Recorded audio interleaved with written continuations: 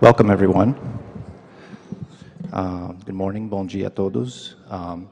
To get us started today, I wanted to call over the provost of the university, John Coatsworth, to make some opening remarks. John Coatsworth has been the provost of the university since 2011. He was former dean of the School of International and Public Affairs, and also head of what used to run the Institute for Latin American Studies, of which the Lehman Center for Brazilian Studies, which is one of the main co-organizers of the event, is a part of.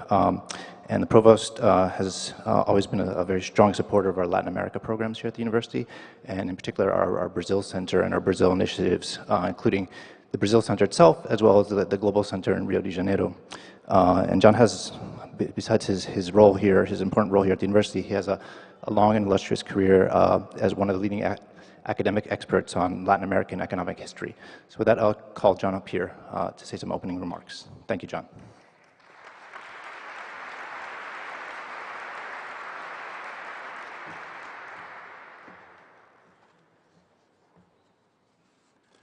Good morning, and a warm Columbia welcome to you all.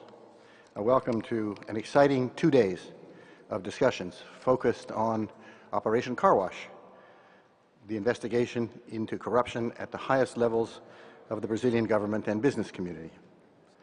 A key goal of these discussions is not only to shed light on the ongoing prosecutions, but also, and perhaps even more importantly, to assess the broader political and economic ramifications both within Brazil and throughout the hemisphere.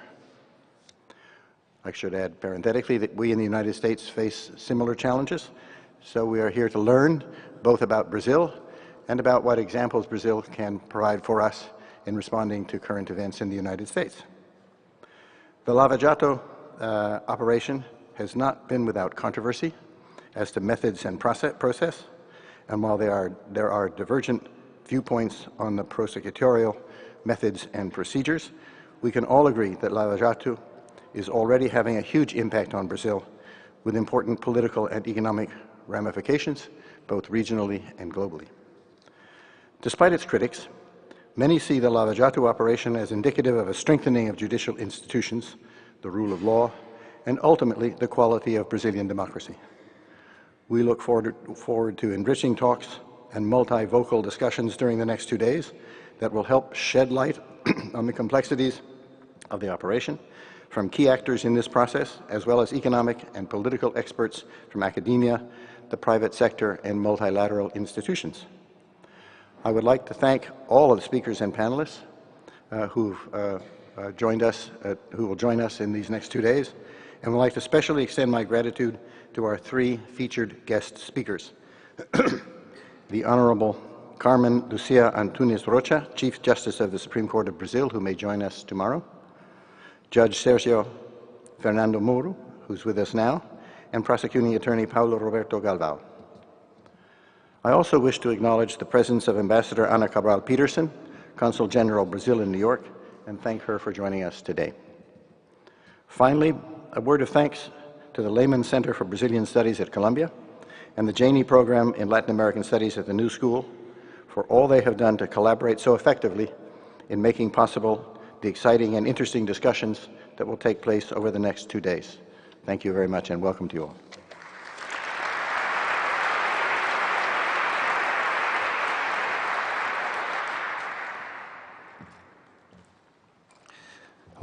Thank you very much, John, for the wonderful introduction. So just a few thank yous before we get started with the program. This was a large undertaking involving many parties and many individuals who helped make this possible. And so, I want to, the Lehman Center for Brazilian Studies and the Janeiro program in Latin American Studies at the New School were kind of leads in organizing this event, and it's a wonderful partnership between our universities. We also had many other individuals helping with the organization and sponsorship of the event. Particularly wanted to thank the Center on Global Economic Governance at CIPA, the School for International Policy and Public Affairs here at Columbia, the Columbia Global Centers in Rio, the Center for Development Economics and Policy, CDEP, at CIPA, And we also wanted to thank two of our outside sponsors, the Consejo Empresarial de América Latina, who provides some valuable sponsorship for us to be able to host this event, and also Brazil, who is a communications company that was graciously agreed to join us here and is providing the live streaming of the event. And before we get started, just a few brief notes about the program for today. The concept and agenda for the conference was constructed independently by a committee of academics, and the objective of the organizers is not to present one particular vision or perspective of the Lava Jato operation, or on broader political issues in Brazil, such as recent impeachment process or policy proposals of the current administration. The organizers represent a wide range of ideological positions, and by no means do we share a unified vision of what is a very complex process with many polemic aspects. We have a wide range of speakers with different professional, disciplinary, and ideological perspectives on the agenda of the two-day conference. Additionally, the conference purposely includes multiple opportunities for audience participation. We encourage you not to just be here for today's event, but also to join us tomorrow afternoon at the New School, where the program will continue with a slightly different focus. So our intention is to create a space to hear diverse perspectives on the implications of the Lava Jato, and we welcome critical questions from the audience for our speakers and panelists. And this kind of approach is worth noting is aligned with the overall vision of the Lehman Center for Brazilian Studies, which is an ideologically neutral space that aims to foster substantive discussion on Brazil and which does not privilege any specific partisan perspectives over others. Anyone who's been familiar with our organization, which has been around since 2001, knows that we have always hosted visitors and organized public events involving scholars and public figures with a wide range of political leanings, and will continue to do so. So our doors are open to discuss ideas for future initiatives and that help shed light on the complex social, economic, and political issues facing Brazil. With that, I'll turn the program over to Felipe Ramos, who the initial idea for this event and the main role in constructing the agenda is owed to Felipe Ramos, Luis Pinto, and Leonardo Petronilla. And Felipe will lead the next part of the section. Felipe is a sociologist, PhD student at the New School, and he has an MA in sociology from the Federal University of Bahia, and he has experience working in the private sector, but also in government in Brazil. So with that, I call Felipe up to the stage. Thank you very much.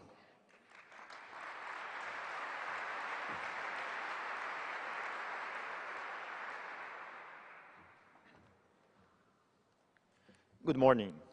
First of all, I'd like to thank you, Columbia University, for this joint partnership to make this event possible. I think it would be wonderful to have such authorities here and to discuss, besides the authorities, with the panelists that are invited. So, on behalf of the agenda program, I would like to thank you, Columbia University, for accepting this joint effort. They told me that's necessary to have some introduction to the federal judge, Judge Moro, and I think it's not that very necessary because I think everyone here knows him very well. But I would like just to say some things that mainly for the American audience, that the Washington Post, for example, told about him. Brazil's new hero is a nerdy judge who is tough on official corruption. The Fortune magazine, the main protagonist in Brazil's real-life edition of The Untouchables. Time magazine, Sérgio Moro is just a judge, albeit one prosecuting a corruption scandal so huge it could perhaps change a culture of graft that has long hobbled his country's progress. America's Quarterly said that he's a corruption buster. So, with you, it's my honor to introduce Federal Judge Sérgio Moro. Thank you very much. Well, tomorrow, the federal prosecutor, Paulo Galvão, will speak, and I ask that you reserve the protests for his presentation. Oh, sorry for that. Some people have passions, and we have to understand sometimes. But I just want to thank the Columbia University and the New School for the invitation and for the opportunity to speak here. It's an honor and a pleasure. I am especially grateful for the generous hospitality I received here from Professors Gustavo Zenha, Marcos Trodio, Felipe Ramos, and Leonardo Petronilla. And also grateful for the calorous hospitality of the audience. Well, I was invited here because of my work as a judge in Brazil in this so-called Lava Jato operation.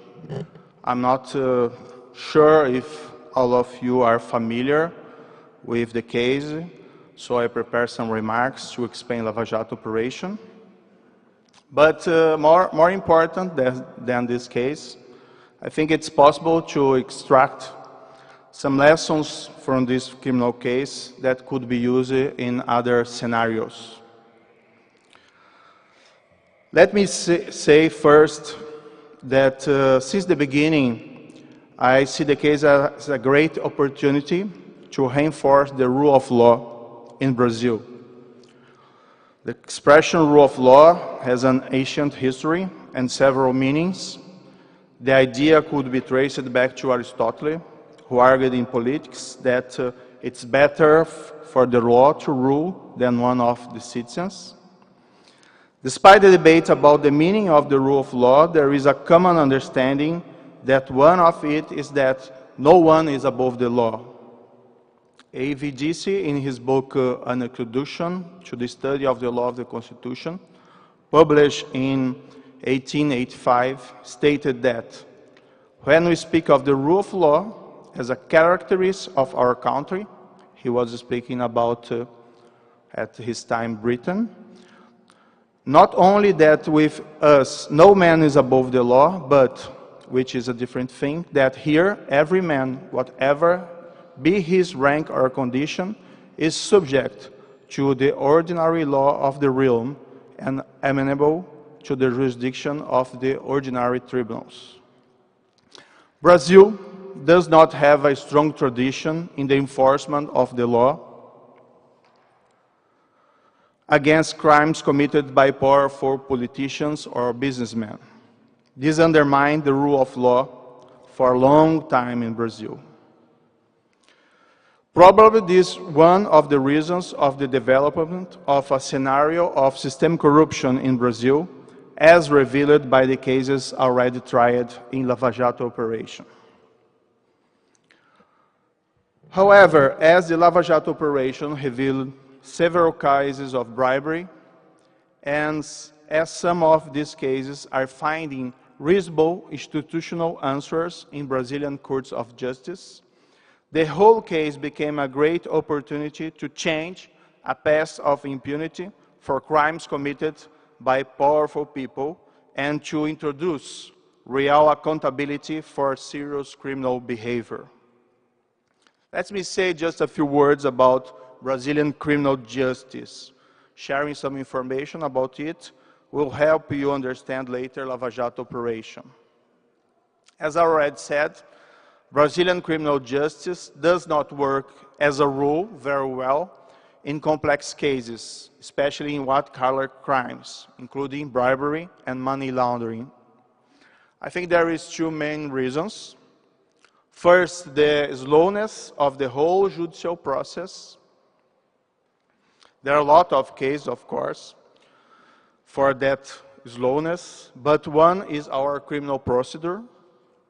For example, until recently, in Brazil, the enforcement of a criminal conviction was possible only after the case reached a final decision that could no longer be appealed. So enforcement of a criminal sentence dependent of the judgment of the last appeal. Only then the case would be seen as we call in Brazil, transitado em julgado, or tried with no possibility of being appealed. Because of general systems of appeals and a heavy caseload of our superior courts, powerful defendants could manipulate the judicial process to prevent a case to reach an end, and so to avoid effective accountability. In complex criminal cases involving powerful defendants, it was very common until recently that you never saw a final decision, even in cases which have strong evidence of criminal behavior, and even in cases involving very serious crime. As a rule, these defendants in complex cases would never go to prison despite of the evidence. This rule, demanding a final decision, changed recently, but I will talk about this later. Another of the two main reasons, in my opinion, is a controversial privilege provided by Brazilian law for high politicians and high official authorities in criminal cases, what we call the foro privilegiado. In the Brazil judicial system, the Supreme Court has original jurisdiction over criminal charges involving high federal official authorities, like the president, the vice president, cabinet ministers, and members of the Congress. So in a criminal investigation, if investigations produce evidence of criminal conduct by a federal congressman, for example, the judge has to send it to the Supreme Court. But our Supreme Court has a very heavy caseload, beyond any imagination here in US, something huge, strange for our Supreme Court. These heavy caseloads make it very difficult to have these criminal charges adjudicated in a timely way, as expected by the public.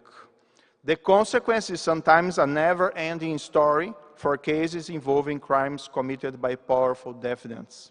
In practice, the special jurisdiction of the Supreme Court over criminal charges involving high official authorities worked, as a rule, like a strong shield against the effective accountability of high federal official authorities. This is, in general lines, a description of, in my opinion, two main reasons for the weak enforcement of the law against crimes committed by powerful defendants. There are others, of course, but this is not the main subject of my presentation.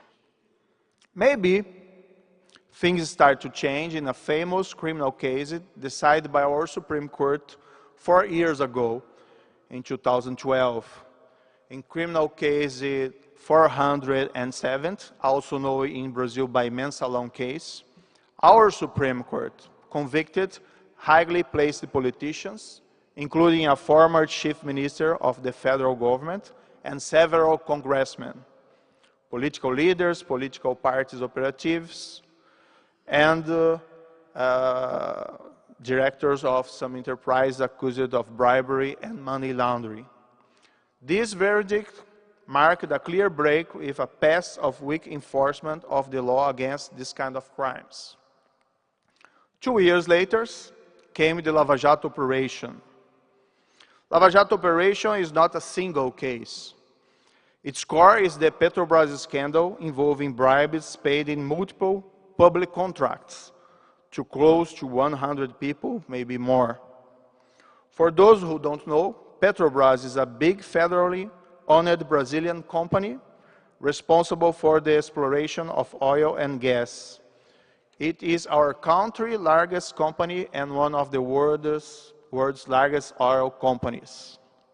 In this case, the prosecutors, here one of them, decided to pursue separate charges against dozens of defendants.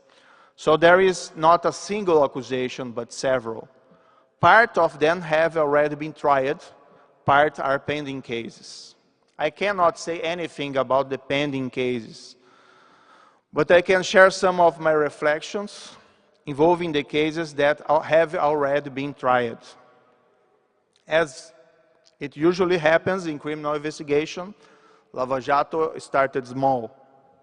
The federal police was investigating 4 individuals involved in money laundering conduct, especially in the money exchange black market. But one of these individuals had connections with a former director of Petrobras. In March of 2014, I authorized searches and seizures in the offices and house of these two individuals. When I learned from federal law enforcement officials that the former director of Petrobras had tried to destroy or to hide evidence from these searches and seizures, I ordered his pretrial detention. The person who money laundered for this director was also arrested in pretrial detention for different reasons. Looking at the banking records of these individual enterprises, the police and the prosecutors discovered that his accounts had received millions in credits from some of the biggest Brazilian construction companies. These companies were also major suppliers of Petrobras. And in another line of investigation, it was discovered, with the assistance of Switzerland authorities, that that former director of Petrobras had millions of dollars deposited in offshore accounts in Swiss banks. This is where and how the investigation started. Facing long prison terms, these two individuals, the professional money laundering and the director of Petrobras, in the second half of 2014, decided to make plea agreements with the prosecutors. In summary, they revealed that, as a rule, in every contract Petrobras had with top Brazilian construction companies, these companies paid bribes or kickbacks of 1 or 2% of the total value of the contract. A share of the bribes went to politicians, including congressmen, which were part of the government ruling coalition. It seems that they received bribes because they support the director of Petrobras in his position, and he was a director, of course. These two individuals revealed also that other Petrobras officials had received bribes and had worked with intermediaries and politicians of other parties of the governing coalition. They also revealed that the Brazilian construction companies who paid the bribes were fixing between them the Petrobras bidding process. In resume, the suppliers of Petrobras decided between them which one would win each Petrobras contract. In practice, the chosen one could present a price proposition without real competition. They call themselves the club. The investigations continue to produce new evidence, including from plea agreements with other cooperating criminals. Looking at the cases already tried, there have been to date about 17 sentences which were specifically related to crimes of bribery in contracts involving Petrobras. In some of them, the persons convicted were top executives of the biggest construction companies, top executives of Petrobras, as well as intermediaries between these two groups. 4 former directors of Petrobras have been convicted and sentenced to prison terms. 2 of those decide, after serving part of their prison sentence, to cooperate with the investigation. All of them, all of these 4 former directors, they all have offshore accounts with balance of millions of dollars in countries such as Switzerland, Monaco, and Luxembourg, for example. In at least 5 cases, there were convictions of former federal legislators. As former federal legislators, they have lost their foro privilegiado, and then they could be tried in the first level of the judiciary. In 3 other cases, it was proven that money from the bribes had been directed to illicit financing of a political party. An interesting fact about these 5 former federal legislators who were convicted is that 2 of them had also received bribes in mensalon cases. The investigation revealed that they received bribes from Petrobras scandal even during the trial of the mensalon case. This fact was very disturbing. In one of the cases, a former senator was convicted for taking bribes in a very disturbing scenario. After the scandal of Petrobras became public, our Congress in 2014 decided to create a special investigation commission over the crimes. This senator was nominated vice president of the commission, but instead of doing the investigation, he took the opportunity to request bribes for some top executives who were under investigation. To illustrate the magnitude of this corruptive practice, a manager of Petrobras, after reaching a deal to collaborate, agreed to return nearly $100 million in bribes that he had received from Petrobras contracts and kept in secret in bank accounts abroad.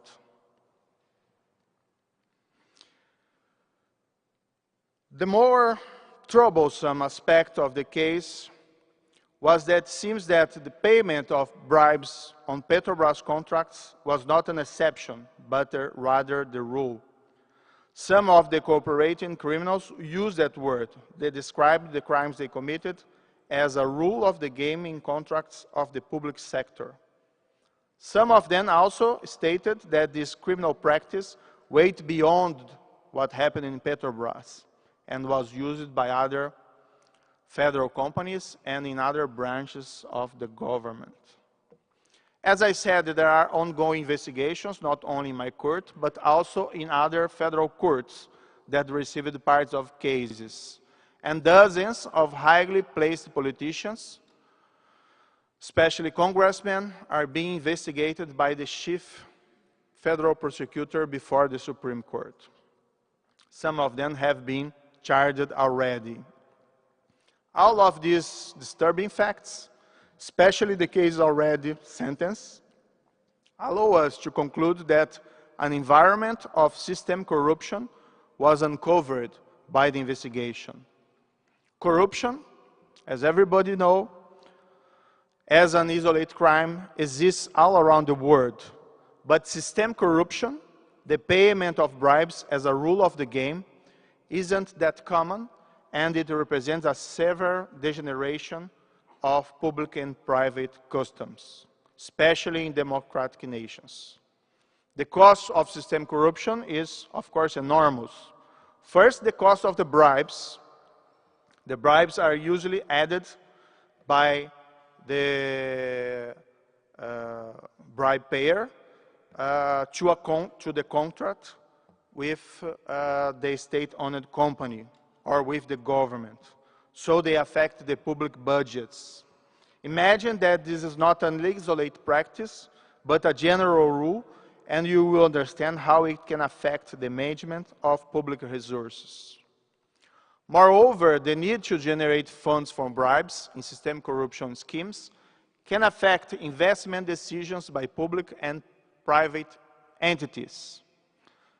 Perhaps, maybe, some bad investments made by Petrobras in that period could be explained not simply as a result of a bad judgment or unlucky choice, but instead as a deliberate choice by corrupted directors of Petrobras to generate bribes rather than take the best decision from an economic point of view. Another detrimental effect of system corruption is that it chases away local and foreign investors. If the market is not clean and transparent, if bribes and cheating are the rule, a responsible investor will not have confidence in that market, and he will not put its money in it. But above all, systemic corruption is damaging because it impacts confidence in the rule of law and in democracy. If the law does not apply to everyone, there is a progressive erosion of trust in democracy. So, faced with a revelation of systemic corruption, what should be done? First, the judicial system must work. Crimes that are uncovered and proven, respecting due process, must be punished. Justice works when the innocent person goes home and the guilty person goes to prison. The outcome should not depend on the economic or the political conditions of the defendants. There is still much to be done to advance in this respect. The adequate functioning of the criminal justice system is a necessary, but it's not a sufficient condition to overcome systemic corruption.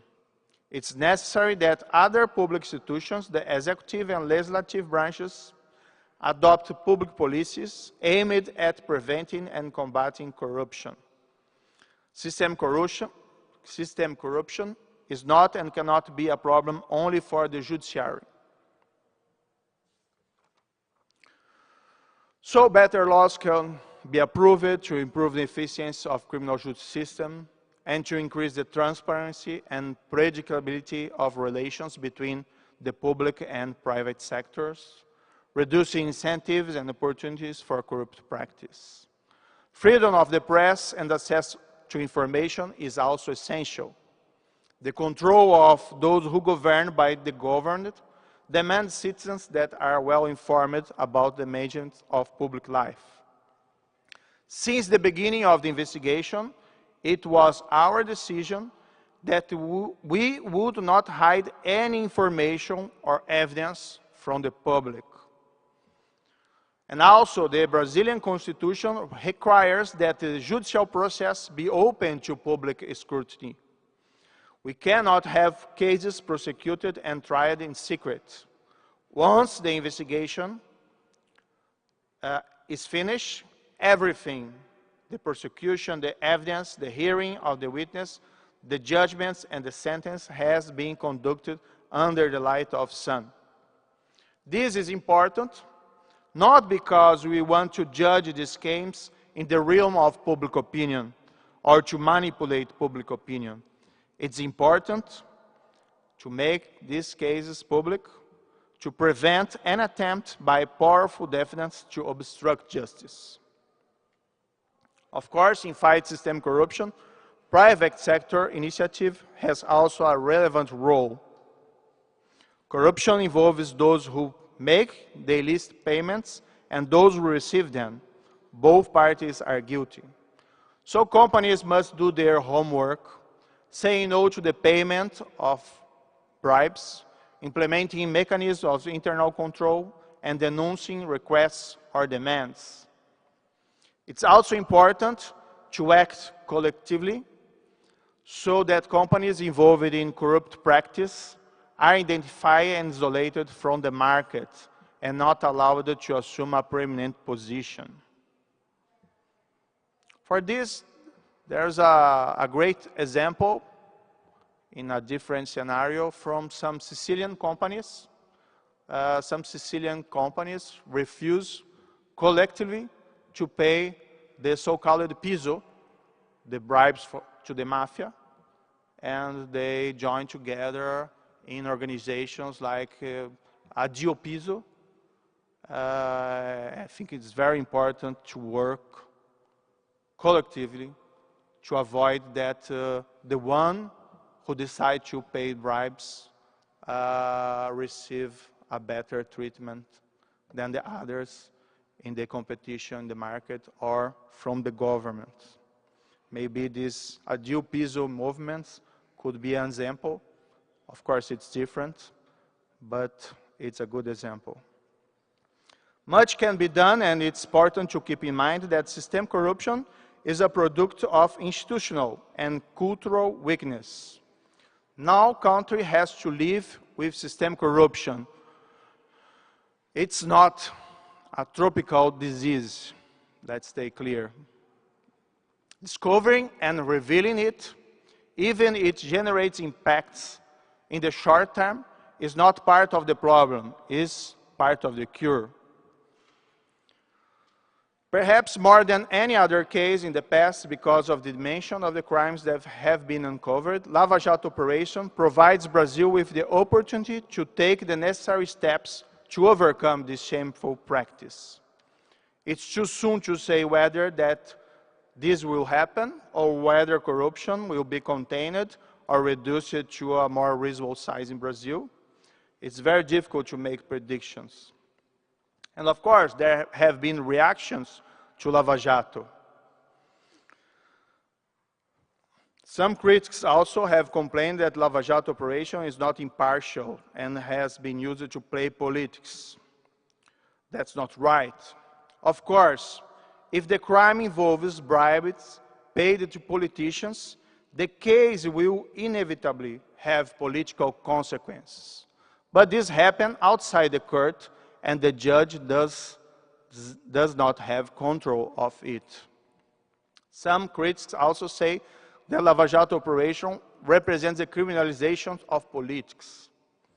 But, to be honest, the blame should not be aimed at the judicial process, but rather at the politicians who committed the crimes. The judicial process is just a consequence. The judiciary cannot turn a blind eye in the faces of these crimes. Some critics also say that due process is not being respected.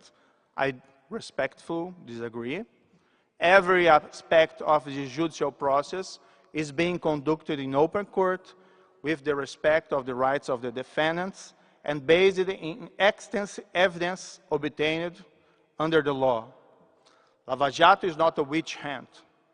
The problem is that the evidence of corruption revealed by the investigation was so widespread that the case took giant proportions with numerous detentions and convictions.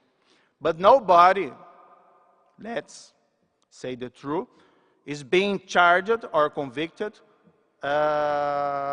based in political opinion.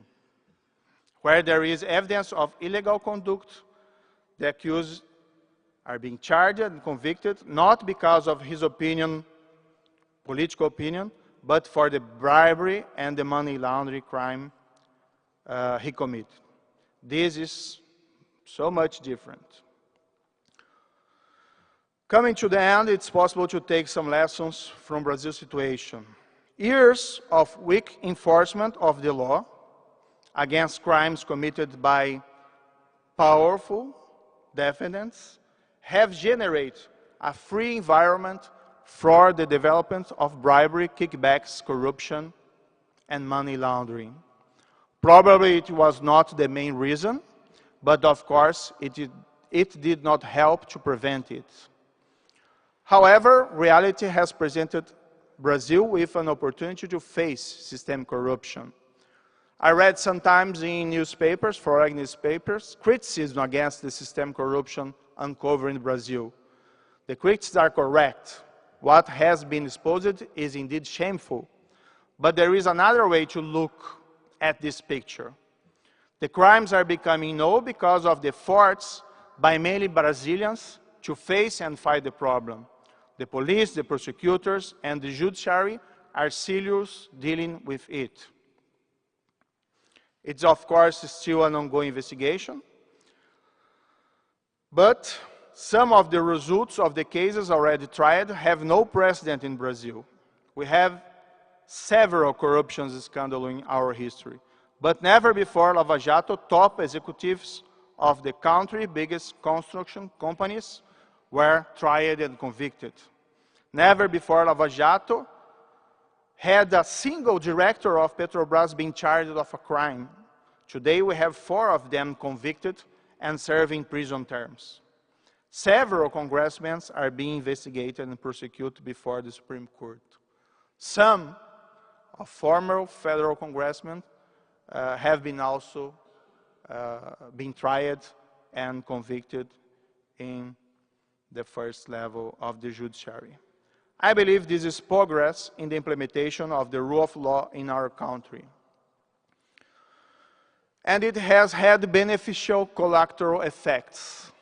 In a possible positive collateral effect of the investigation of the Petrobras scandal, our Supreme Court overruled in 2016 a past decision that postponed indefinitely the execution of a prison sentence, as I mentioned in the beginning. Now the Supreme Court, Brazilian Supreme Court, understands that enforcement of a criminal conviction is permitted just after the sentence is affirmed by a court of appeal. So, we no longer have to wait for a final decision at the highest level of appeal, which, as I said earlier, can take an eternity. This is a kind of a judicial revolution in the enforcement of criminal law in complex cases in Brazil. This is already generating a great impact in several other cases about corruption. Our Supreme Court has clearly demonstrated with this new ruling that it fully understands the connection between systemic corruption and impunity. In another important case, our Supreme Court ruled against electoral contributions for companies. Brazilian electoral law allowed companies to make large contributions for elections without proper limits. Our Supreme Court understood that without safeguards, there would be a great danger of improper relations between companies and politicians and political parties, or quid pro quo donations.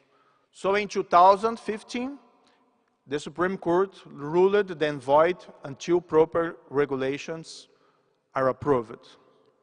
For these two rulings, I think it deserves a lot of compliments. It's also true that much more can be done. Until now, the police, prosecutors, and the judiciary have been the main protagonists in our nation's efforts against systemic corruption. So far, the executive branch and Congress have made no significant contribution in Brazil's efforts against corruption. Unfortunately, to be honest, there are some signs of reactions against the Lava Jato operation by the Congress. Last year, the federal prosecutors presented a bill with major popular support to improve laws against corruption. Despite the popular support, the House rejected the bill in the end of the last year, or at least the most part of the propositions. Maybe this could change, but it's very uncertain if the bill will approve it. What is more disturbing was an apparent attempt in the House to approve an amnesty bill for illegal electoral donations and even for bribery in cases that the bribes were paid in form of electoral donations. In another controversial act, the Senate last year tried to approve a new bill about abuses of power committed by judges, prosecutors, and policemen. Of course, nobody defends abuses committed by an official authority. But at this moment, and considering the text of the bill, it could have a deterrence effect against the independence of the judiciary and the autonomy of the prosecutors and the police. It's still uncertain what will happen with the bill. The independence of the judiciary branch from special interests is fundamental for the rule of law. The independence of the judiciary has a long history. In Britain, the Act of the Settlement of 1701. In the US, the failure of the impeachment of the Justice Samuel Chase. In Brazil, the failure of a criminal prosecution against the state judge Alcides de Mendonça Lima in the end of the 19th century. They are all landmarks of the independence of the judiciary.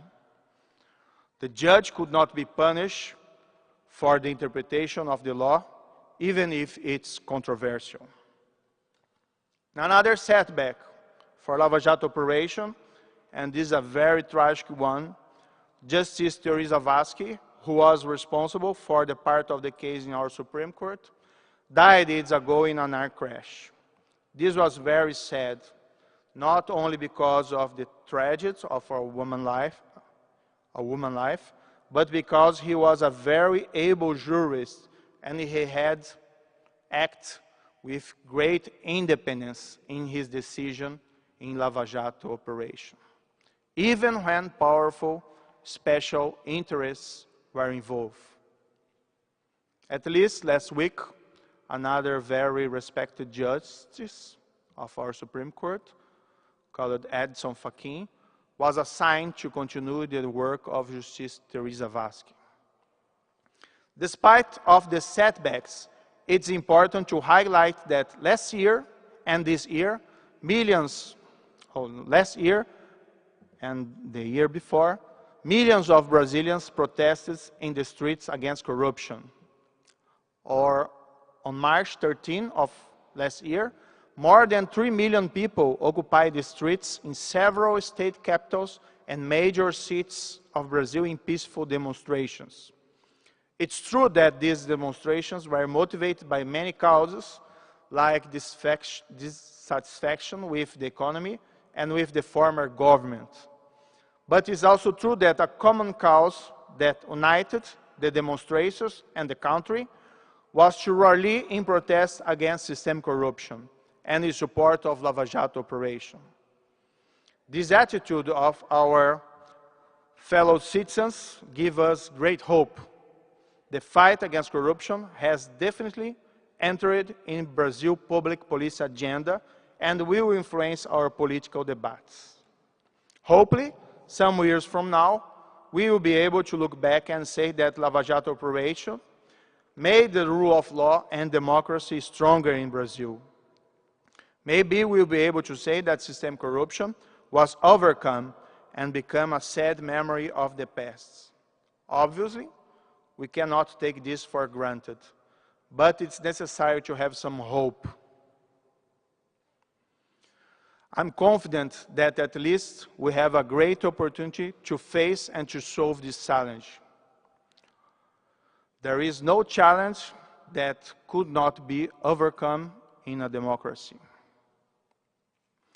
To finish my presentation, I just want to read some words about corruption that I found in a famous speech of old President Theodore Roosevelt. I was doing some research about corruption in the US, and I discovered that Theodore Roosevelt had a strong agenda against corruption. At his time, he encouraged a strong enforcement of bribery federal laws in big corruption cases in Kansas and Oregon, which resulted in the unprecedented conviction of 2 US senators at that time. He also endorsed the Tillman Act of 1907 that forbade companies' donations for federal elections. So his speech sounded his acts, and that is much important. He delivered these strong words in a speech for the US Congress in 1903. Now I'm quoting. "There can be no crime more serious than bribery. Other offenses violate one law, while corruption strikes at the foundation of all law. Under our former form of government, all authority is vested in the people and by them delegate to those who represent them in official capacity. There can be no offense heavier than that of him in whom such a sacred trust has been reposed, who sells it for his own gain and enrichment. And no less heavy is the offense of the bribe giver. He is worse than the thief, for the thief robs the individual, while the corrupt official plunders an entire city or state. He is as wicked as the murderer, for the murderer may only take one life against the law, while the corrupt official and the man who corrupts the official alike aim at the assassination of the Commonwealth itself. Government of the people, by the people, for the people, will perish from the face of earth if bribery is tolerated. The givers and takers of bribes stand on an evil preeminence of infamy. The exposure and punishment of public corruption is an honor to a nation, not a disgrace. The shame lies in toleration, not in correction. No city or state, still less the nation, can be injured by the enforcement of law. If we fail to do all that in us lies to stamp out corruption, we cannot escape our share of responsibility for the guilt. The first requisite of successful self-government is infringement, enforcement of the law and the cutting out of corruption. Here I end the quotation. I thank you very much for your attention. I'll be glad to answer your questions.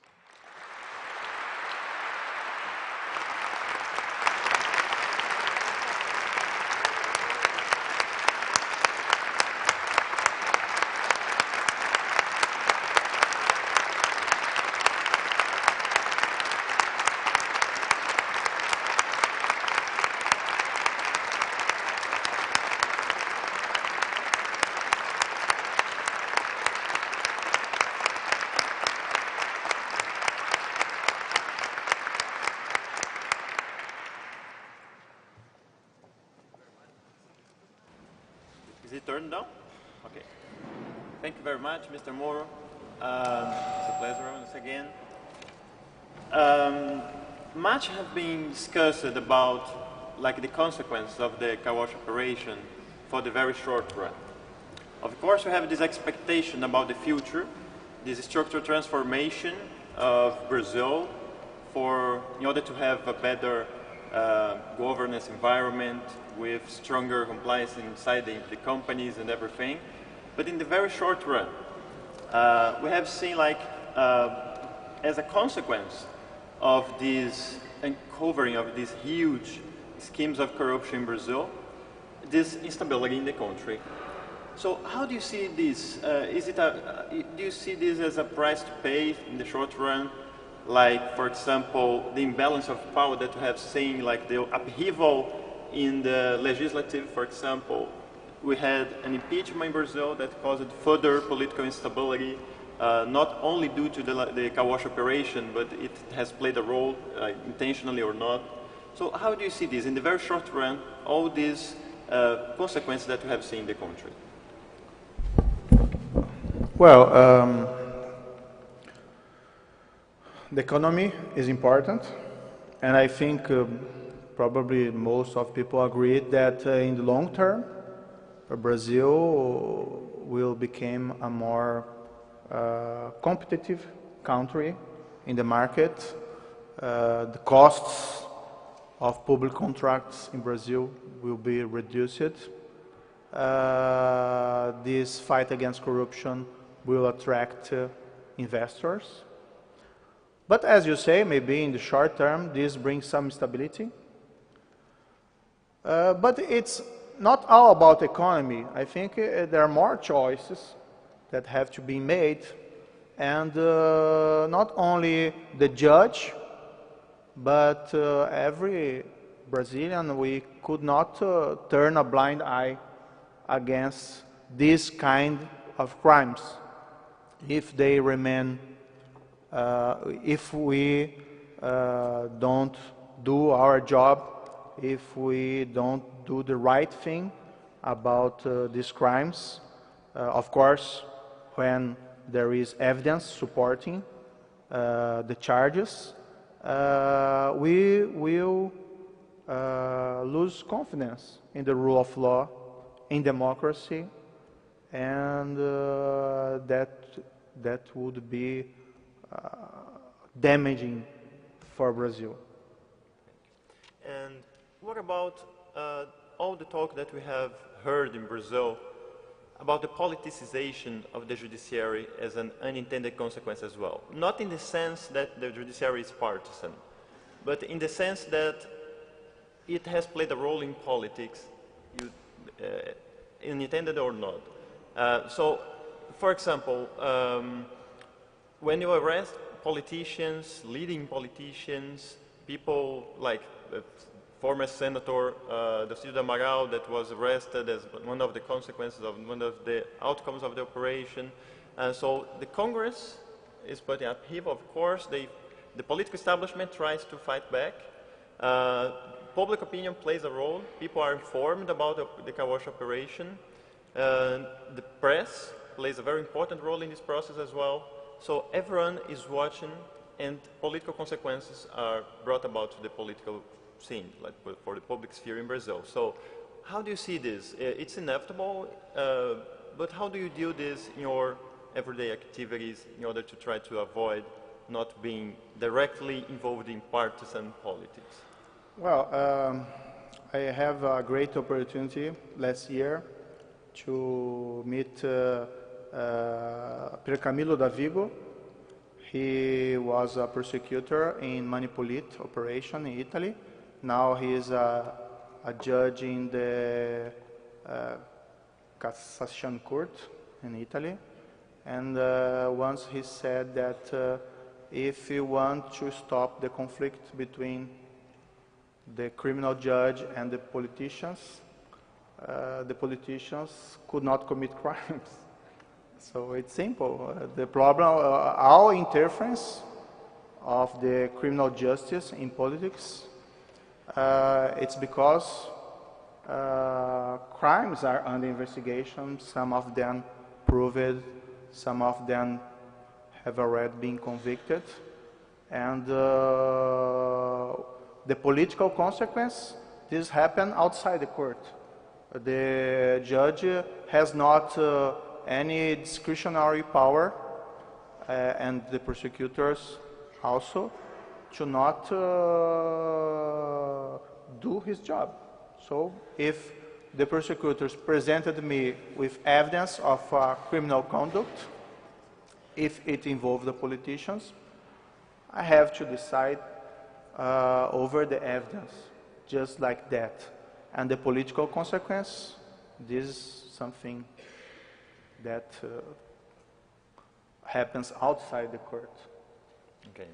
One last question before opening for the audience to raise their own questions is how do you see like the future of the future consequences, like the final outcome once it ends, that you don't know when it will end, but after it ends, what will be the legacy for Brazil? Are you optimistic or pessimistic about it?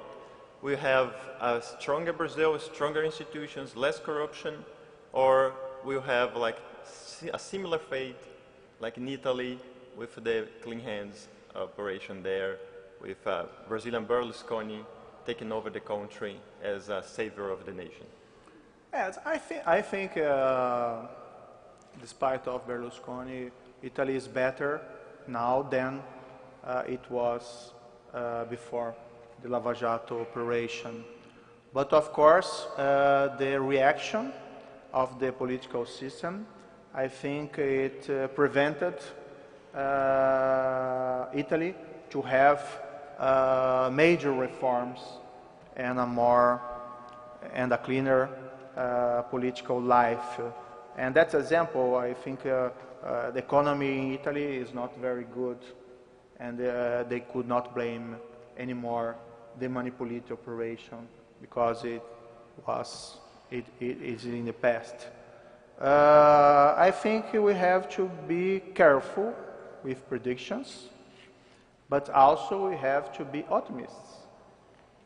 So what have been done until now, I think it has a great importance. The question is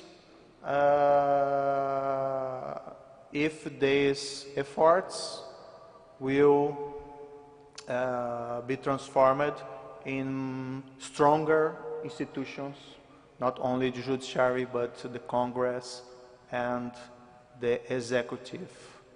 But we have to have some faith about the future. And if we could overcome system corruption, I think there's reason to proud.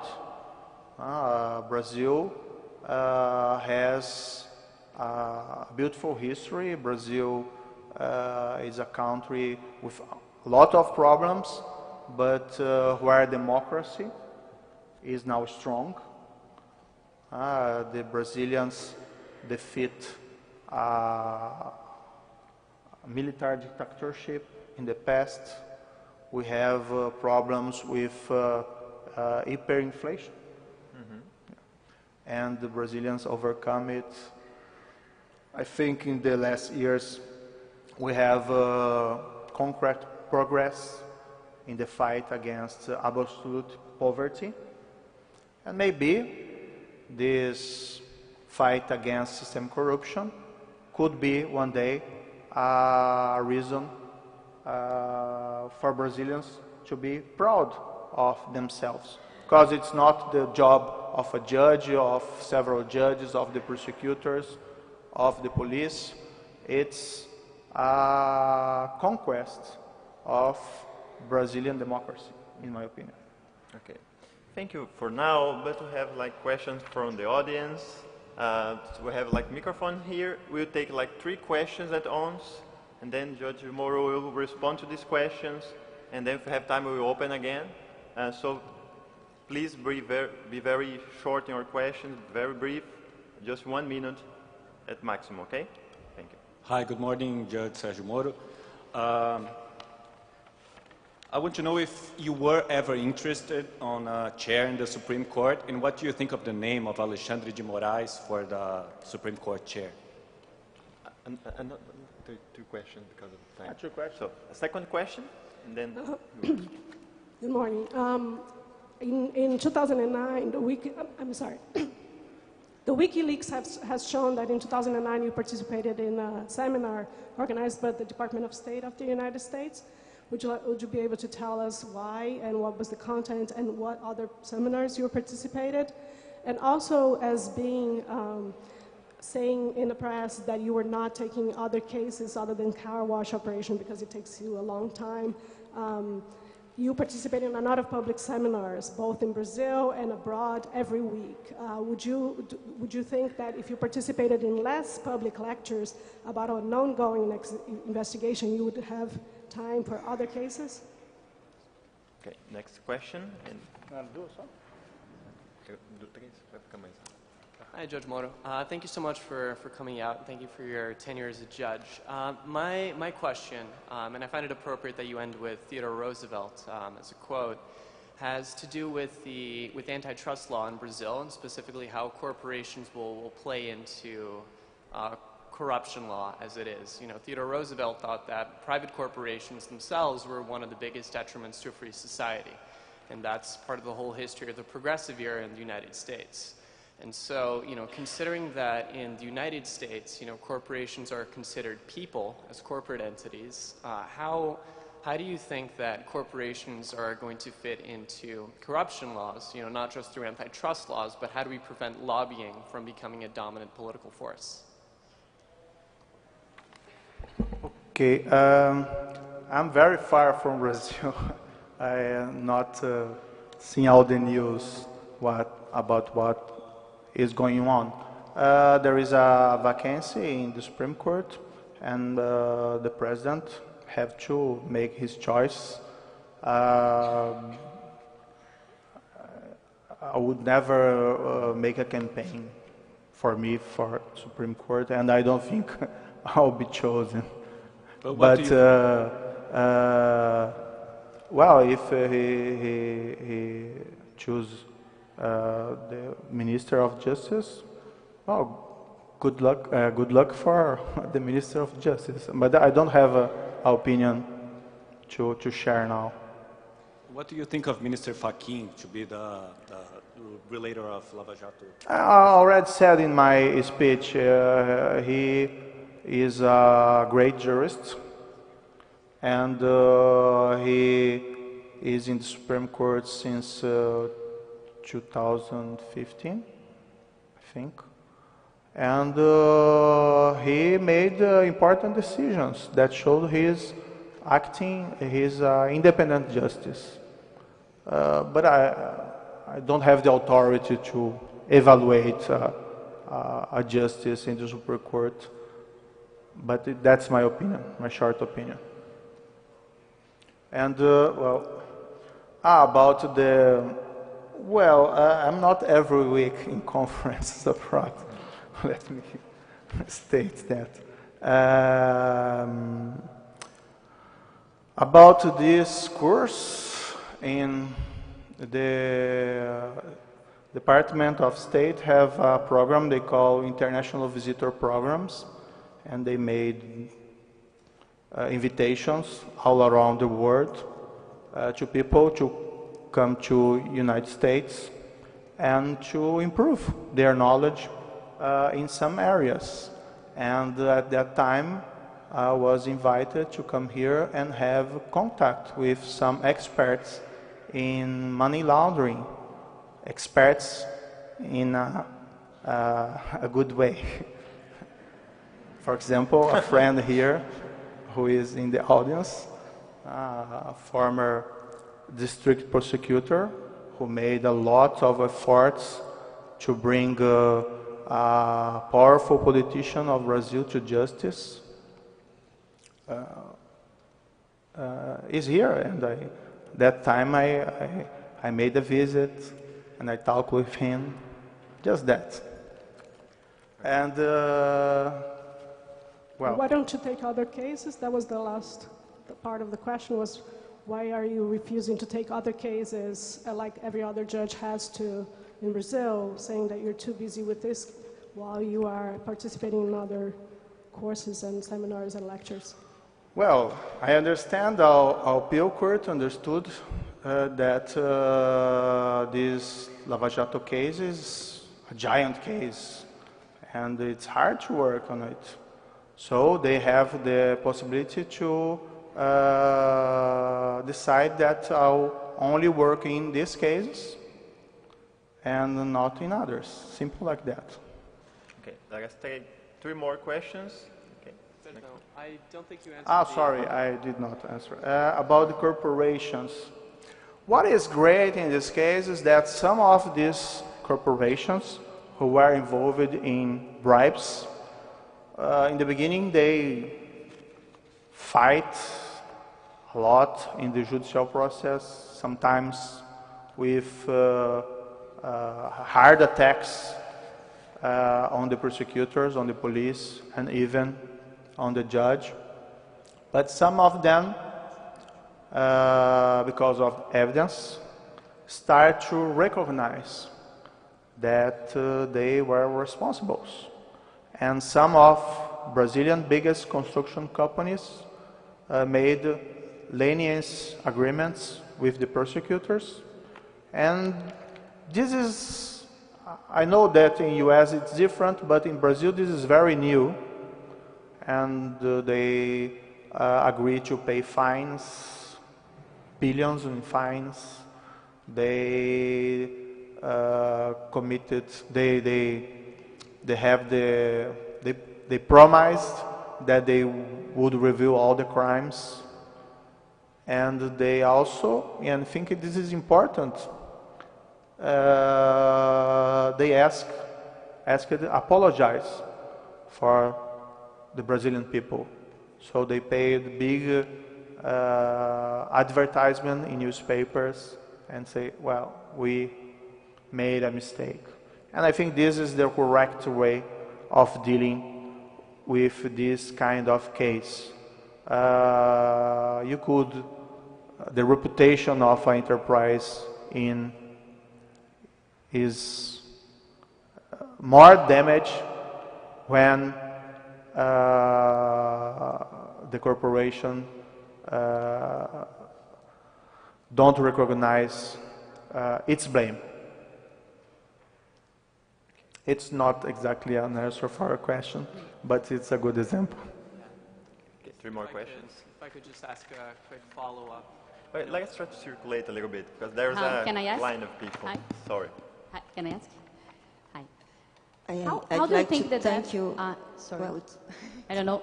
Which one? This side and then this side. Okay, no problem. okay. But if you want to go first, no problem. Well, I would like to thank Columbia University for the opportunity of making questions. And I'd like to ask you, you ended quoting a U.S. president. I would like your opinion about other U.S. presidents. And I'm not talking about Trump. I'm talking about the McCarthyism period. What do you think about this period in the history of the United States, comparing with the Brazilian situation?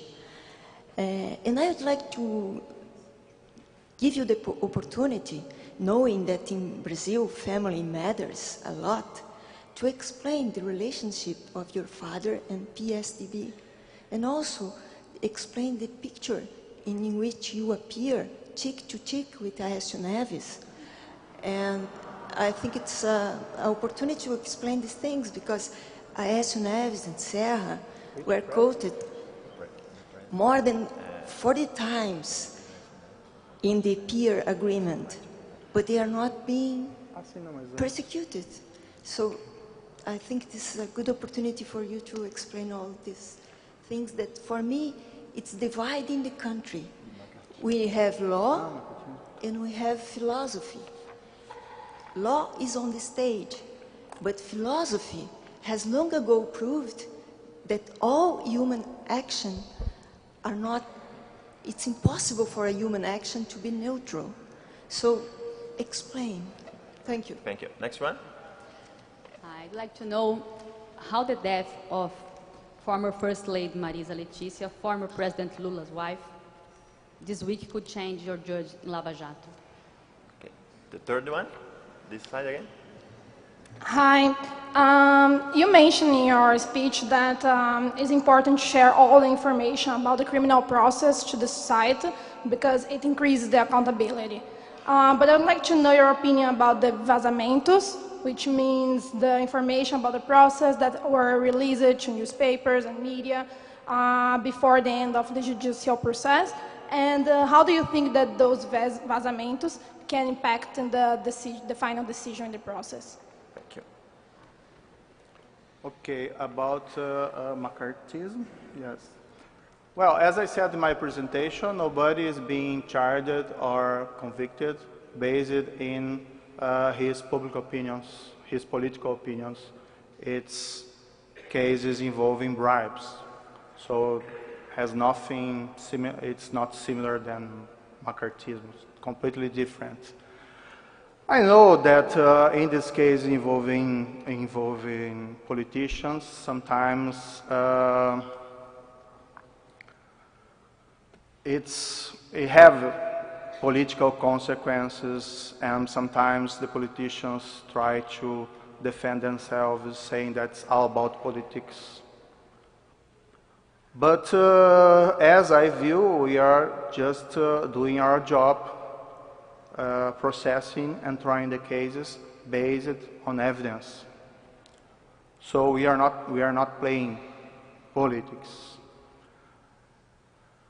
As this case has these giant proportions, it's unfortunately common that sometimes people invent stories about the prosecutors, about the judge.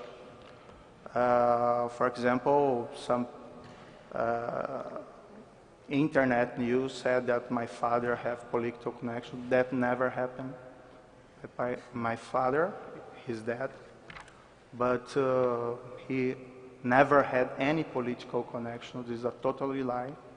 Okay, and I'm sad that they invented this story of a dead man to attack me. They attack only also my wife, saying that she have political connections. That's absolutely not true. So sometimes people have to take care of what they read in the internet and check the information. Bell, about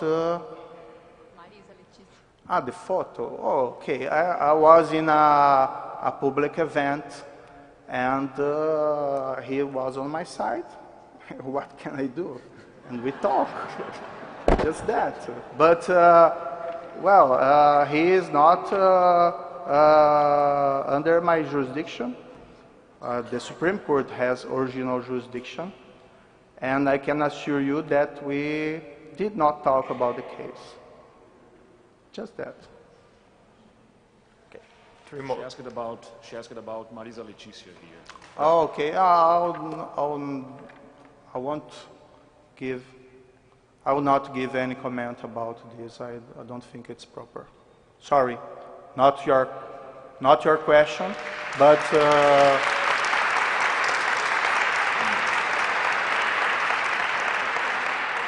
not your question. I'm sorry to say that, but it would be improper to me to make a comment about this tragic event.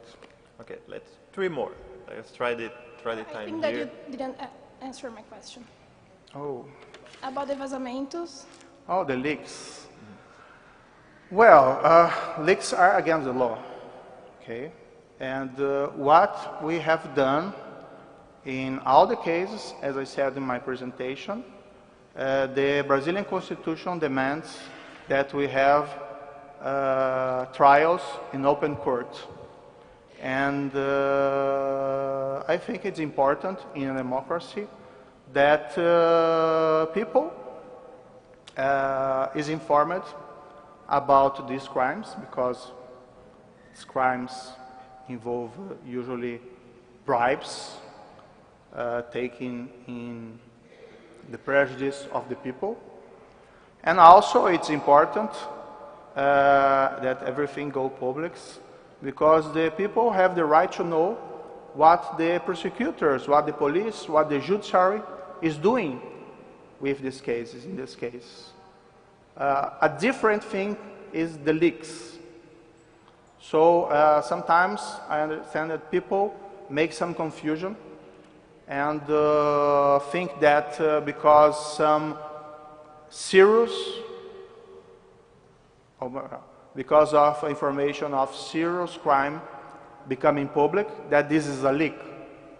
But sometimes it's not. In the most part of the cases, it's not. It's a decision to make all open to the public scrutiny.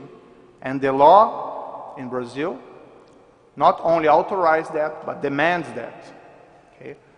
But, of course, in a case of this dimension, there have been some leaks. And usually when something like this happens, the police try to discover. But this is a kind of ghost hunt. It's very difficult to discover who leaked the information to the press. Maybe the only way would be to lift the secret of the communications of the journalists. But we will never do that, because that would, in my opinion, violate the freedom of press. So it's very hard to discover who is responsible. But in a case that we have evidence about who did the leak, of course the person will answer for his conduct. Okay, we're running out of time, so I have a final round here before going to the round table. So please be very short and okay. One more. Judge Moro, thank you for your lecture. You've mentioned. Oh, it's okay. No problem. Yeah, no problem for me. Okay. First of all, let me congratulate you about what you're doing your job in Brazil. I'm a politician in Brazil. I'm the former mayor of my city, Pelotas, in the very south of Brazil. And I think punishing corruption, of course, is a big challenge.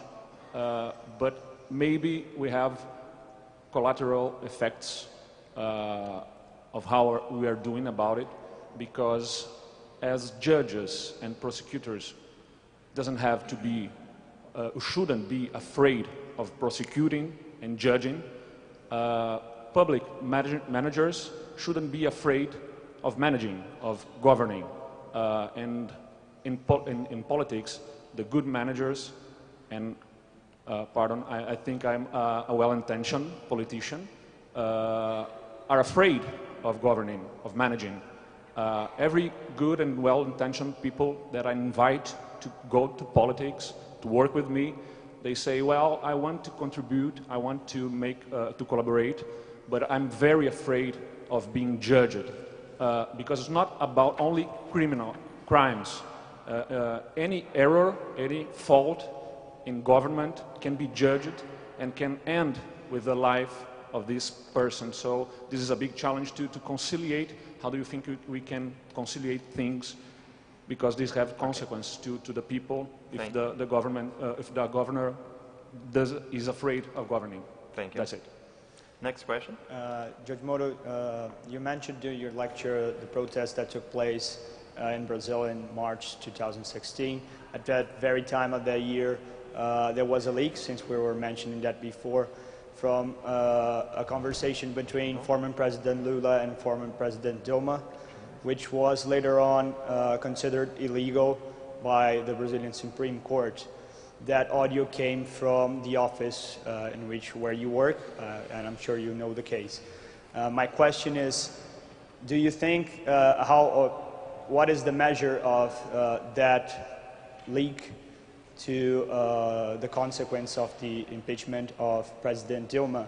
And since that we have had this past month a very similar situation in which a minister was appointed by President Temer, and he had been mentioned in a Carwash Operation for 34 times, and we have not seen the same amount of political turmoil over that. So do you think that the Brazilian judicial system is treating equally both the former president and the current president? Thank you. Thank you. The final one, please. I'm so sorry for the other ones, but we have still around the table to go. And of course, everyone would like to raise the questions. I think we have some representation of points of view. So I feel so sorry, but Judge Moro has his own time as well. He has to leave very soon to the airport again.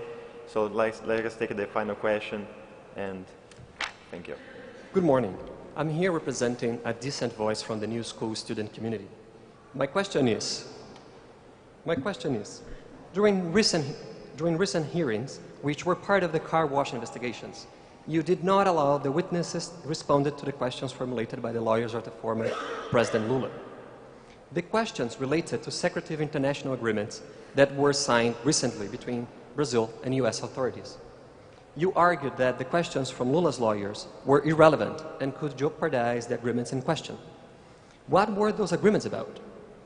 Do they relate to possible regulations for the explorations of oil fields of Pre-Sal? Did you participate in these agreements? Or were you informed in advance about the content of secret negotiations with American authorities? And finally, don't you think it's unethical for a judge to travel to the United States to comment on an operation which has not been concluded yet?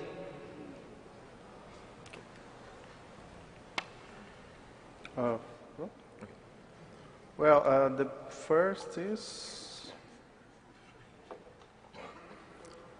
Oh, yes, a very proper question.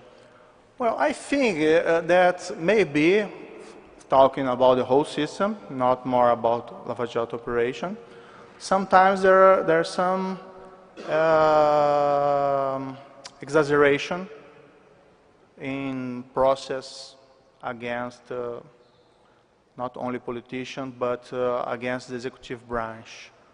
Not federal, but federal, state, and in the cities.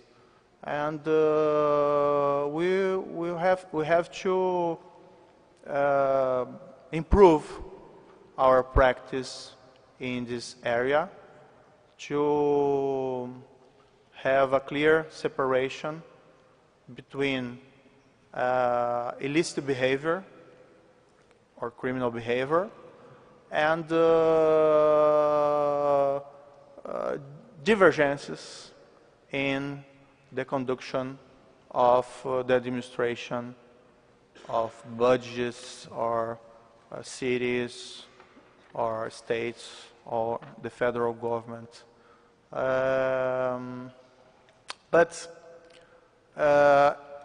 returning to Lava Jato operation, these cases involve clear, the cases already tried, bribes. And when people see that some politicians, and even maybe politicians that he elected with his own vote, they became, they start to see politics are as something dirty. And this is damaging for politics. So it's important to clean, I think, the system, so people could be more, how I can say, they could think that if he joined politics, he will not become a criminal or something like that. But I agree in part with what you said. I think sometimes it's a little bit too much in the interference of prosecutors or judges in the business of the other branches, but not in criminal conduct. About the other was about the leak. So that's example. It was not a leak. It was my decision to make that evidence public. I already stated my reasons to the Supreme Court. And the Supreme Court, as far as I understand, only understand that it have the authority to lift the secrets of that evidence, but not that it should not be done in my corporation. It followed that rules that I said earlier, that we would not hide any evidence from the public in these cases. Okay? And about the political consequence, as I said, this happened outside the courts. I don't feel any responsibility for the impeachment of the former president Dilma Rousseff, for example. Don't have anything to do about that. I was only doing my job to protect the case against obstruction of justice in several situations. And I don't remember the... I can ask them again. Ah, no, I remember. Not necessary, sorry. Good. Well, as I said, there is a lot of misunderstanding, and this is strange, but sometimes it seems that some people think that I'm a kind of CIA agent. Well, I like the United States. I think it's a great country. Of course, as Brazil, United States have its own problems. But you could not rely in conspiratory theories about Lava Jato. There is no evidence about anything like that. And then sometimes, to be honest, and sorry to say that, sometimes sound like crazy. Okay? But I hope you didn't imply that my question was crazy, because so far you haven't answered the question, so I'm just waiting for that specifically question that I asked. And about what happened in the court, in the hearing, as in U.S., the judge have supervisional power about what the lawyers, the prosecutors, the defense could or not could done. And I will not comment the specific case, but it's not uncommon that a judge in a court says to a lawyer or to prosecutors or to the defense that it's an improper question. Simple like that. So you refrain from answering my question of whether this had to do with the press-al and what the meetings, or I'm sorry, the agreements were about? What? Can you repeat? The specific question of what the agreements were about and whether they related to the press-al. The case is related to the press-al. Should I ask the same question again? No, I think I already answered. Sorry. Okay. So we'd like to thank you, Mr. Moro, He for refrained to us. accepting He the refrained. invitation to come here. We know you are very busy for all these cases, and he accepted the invitation. So once again, on behalf of the two universities that organized the event, thank you very much, and a round of applause for our guest.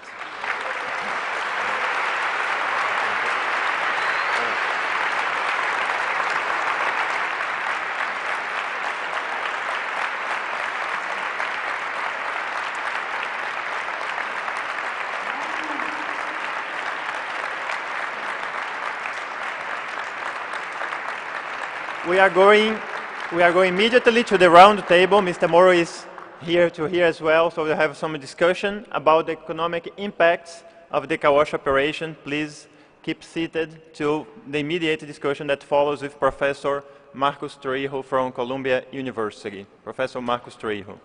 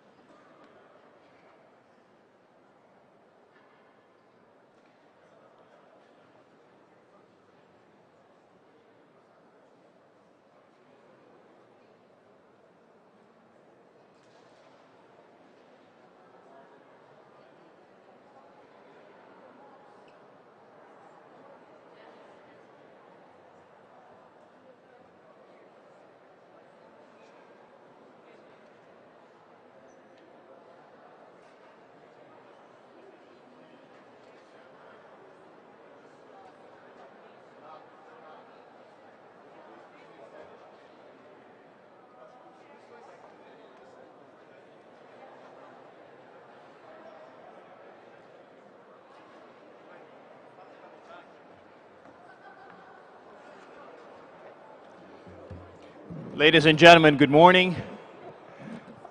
I am Marcos Trujillo. I teach international relations here at CP University. I'm going to call our panelists to this roundtable discussion on the impacts of the Carwash operation in doing business and investing in Brazil. And I should tell you that Judge Moro will join us in a little while. But let's get started. I'm going to call the panelists. Of course, I invite to the stage Professor Albert Fischlow, Columbia University.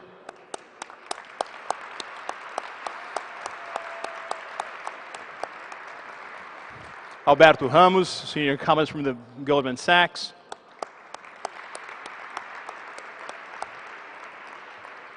Lisa Schneller, director of S&P Global. Otaviano Canuto with the World Bank.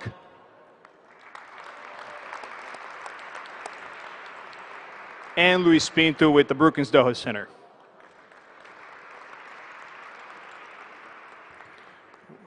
We're going to leave that sit there to the left when Judge Moro comes back, but let's get started. Instead of asking each of you for long introductory remarks, let's try and make this more of a conversation. So I'm going to ask the initial questions, and we'll be taking some from the audience as well, right?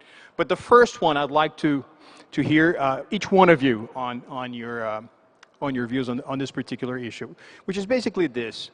Some people say, and we've heard this today, that the dynamics that were set in motion by the Lava Jato operation do show that Brazil is in a very strong process of institution building, so that institutions are strong, that institutions are working. So my question is, that which we are witnessing right now, Is it the result of institutions working in Brazil? Or is it individuals or groups within the institutions that are perhaps making a difference? Perhaps we should start with Professor Fischler. Well, I'll be very brief. There is no question that Lava Jato has had an impact in Brazil and internationally in terms of showing the importance of a judicial process. The problem, however, is that Brazil is also undergoing its worst economic recession in virtually a century. And sometimes in the process of dealing with the economy and trying to make the economy proceed, there's too little attention to political change. Right. And the process within the judiciary has to be the beginning of what takes shape later on in terms of real political transformation. Very good. Lisa, you want to have a go at this one? Thanks. There's another one here. I think in some sense it shows both the strength and the weaknesses of Brazil's institutions. And at S&P, we focus on institutions. I think that's an important point to highlight. And the institutional processes, and when we're looking at a sovereign rating, again, putting in the perspective where we're focusing on a very narrow we have a narrow focus in terms of ability and willingness to pay debt and the kind of policies and the framework that support that, again. So a very narrow lens. And if you think about the fact that there were seemingly a large a systemic corruption occurring is a reflection of some weaknesses in the institution. Right. But at the same time, I think the process of vetting that is something that we've also highlighted as a comparative strength vis-a-vis, say, other countries in the region, certainly not without costs, right? And I think, and that's where we've also highlighted. And you think of the impact on the rating, there's a significant economic hit to the economy that's not just, there's certainly I think confidence issues related stemming from the processes and the fact that you have significant companies who have been unable to invest. So there are implications. But at the same time, there's also the notion that if you look what's happened over the past year in terms of the impeachment proceedings and and these investigations, it's very much happening through the established judicial process that has also, as Judge Moro has highlighted, has gone through changes. Right. And I think that's where institutions in general would continue, we would expect to continue to evolve over time. Very good. Thank you so much. Luis, you want to have your go on this one? Yes, I think the main issue here is that while in Brazil over the past 2 decades, institutions and the civil society had evolved a lot, the same didn't happen in the way government is carried on. The so-called coalitional presidentialism, the way it works, just especially after the Carwash operations or even after the protests in 2013 and the protests again in 2015. So over the last 5 years, it became really difficult to have the judiciary showing such strength and leadership and to have the same sort of bargains that politicians used to do, like since the period of the military dictatorship and even afterwards. So the main question here is like how the other branches of the government are going to react to all of those changes, and we are to see that. Very good. Otaviano, so is it institutions across the board working, or is it the result of the effort put forward by individuals? See, Marcos, I would add something to what has been said, which is the following. Regardless of the conclusion of the Lava Jato, of the car wash, a fundamental change has already taken place in a key micro-foundation of institutions in Brazil, which is the expected returns vis-à-vis costs of incurring corruption activities. Inevitably, the terms of such a calculus, which is rational, it's risk-based, and it's at the foundation of the practice of corruption anywhere in the world, after the initial results, with the extension that it has reached so far, the probability of capture and high punishment has increased dramatically. No one needs to be an economist to understand that this changed the terms, the propensity to incur in corruption. I guess this is the basic foundation after which one can expect several other consequences. Typically, we will see as an aftermath of a car wash a dramatic change in the pattern of competition in all of those sectors where there is an interface with the public sector.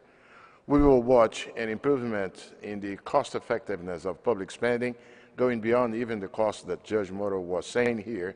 We learned in the last few years, after the investigations, how sometimes public works are selected not because of their attributes, but because of its potential to generate bribes, to generate tolls.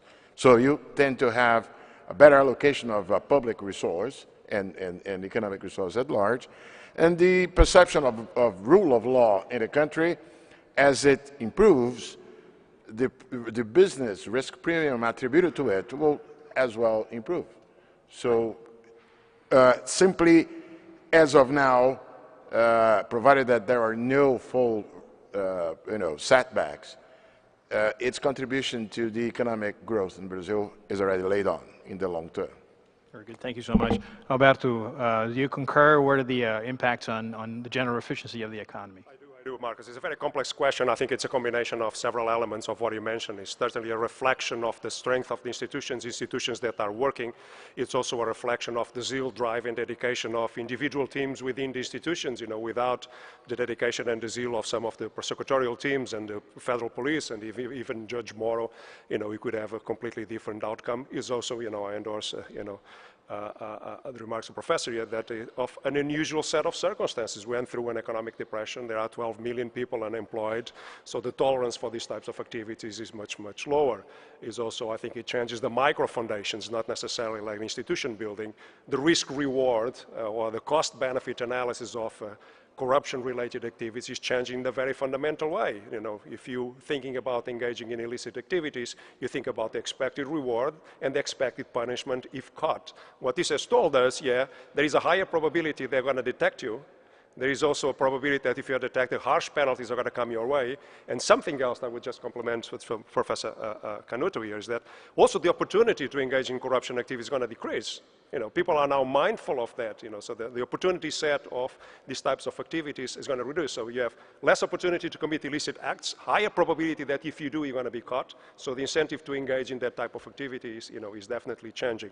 Is this a reflection that institutions are working? Yes, but there is also another element. Is it actually a reflection that corruption was so widespread, so systemic, that undermined other institutions? The representatives of the political system, versus the aspirations of society were, corroded in their, most basic underpinnings by corruption, and that led to a reaction of society that perhaps activated and empowered and motivated the judiciary and, and individuals like we just heard, to clean the act, in those activities. I think in terms of economic activity, I do not endorse the view that, there's an impact on the economy. Yeah, there is an impact on the economy. Like the drug trade in Colombia, there was also an impact on the economy. It generates $30 billion a year. Some of the drug dealers actually make contributions to their own communities. Should we accept it because of that? I think actually the opposite is very good for the economy for the long term. Leads to a better allocation of capital. The economy will be more efficient. I think in a way, and without exaggerating, I think in a certain way, Judge Moro is almost running the largest social program in the country, because those are scarce resources that, the public sector can allocate and empower, the disenfranchised in the economy. Those resources were being subtracted directly from the budgets, from the public companies, So in a way, if you think about social justice, the biggest element is support anything that leads, to the uncovering and punishment of corruption acts. Yeah. By the way, I was just thinking back in 2009, I remember having a conversation with the famous Brazilian cartoonist Ziraldo. And he was telling me that whenever he was abroad at a cocktail party and people asked him where he was from, he felt that Brazil's name as a country should be followed by an exclamation mark, because they asked him, where are you from? And he said, Brazil. And then the answer was Brazil. It was a very strong, very positive reaction. Of course, we're talking about that country in which the Christ the Redeemer was taking off from the top of the Corcovado Mound. It appeared that finally the future for Brazil had arrived. But back in 2002, and risk premium on Brazil was like 2,500 points. Instead of a Brazil mania, there was a Brazil phobia in the air. What is the sentiment today? What is the sentiment towards investing in Brazil, doing business in Brazil? Is the worst behind? Is it going to take a long time to recover? Let's start with you, Elisa. I mean, the economy certainly has not recovered, right? So I think when you're thinking of, when we're looking at the rating, for example, right? There are significant challenges for the economy, for Brazil's fiscal accounts, and that, in order to improve what has, in terms of the way the fiscal debt has risen over time, the significant deterioration in the deficits, primary deficit and overall deficit, there's policy. Policy initiatives have led to those outcomes, as well as the significant recession, 3 consecutive years of decline, et cetera. So in terms of turning the corner, in terms of investment sentiment, I think you really need to see ongoing commitment with follow-through, so to speak, right, in terms of a sign that the budget will be improving, okay, a sign that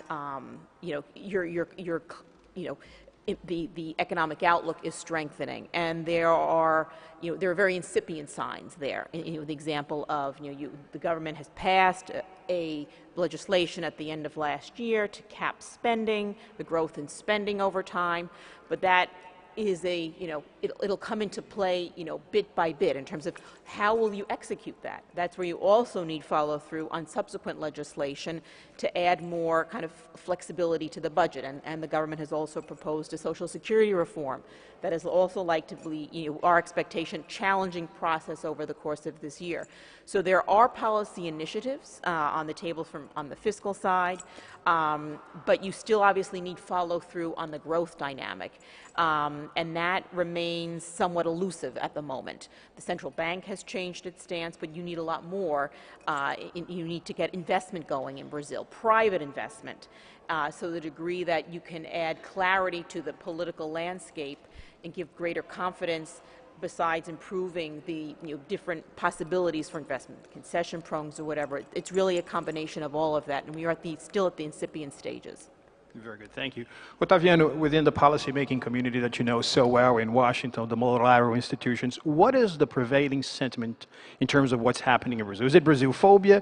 Are we past that? Where are we? Yeah, I can tell you for sure the following. It's a very positive one. Even if the results on the private sector side did not show up yet, and because there is a transition. Before it becomes more clear, for instance, the extent to which the incumbent in the sectors investigated or, let's say, shape up the final state of their balance sheets, many outside investors have taken a wait-and-see attitude, obviously. If there is the possibility of falling from having cheap assets, you wait before you build new ones. But definitely, I had a conversation one day with an investor that was very much paradigmatic to me. The guy told me, look, Mr. Canudo, I've been working with mutual funds investing in regulated sectors, companies from regulated sectors here in the U.S.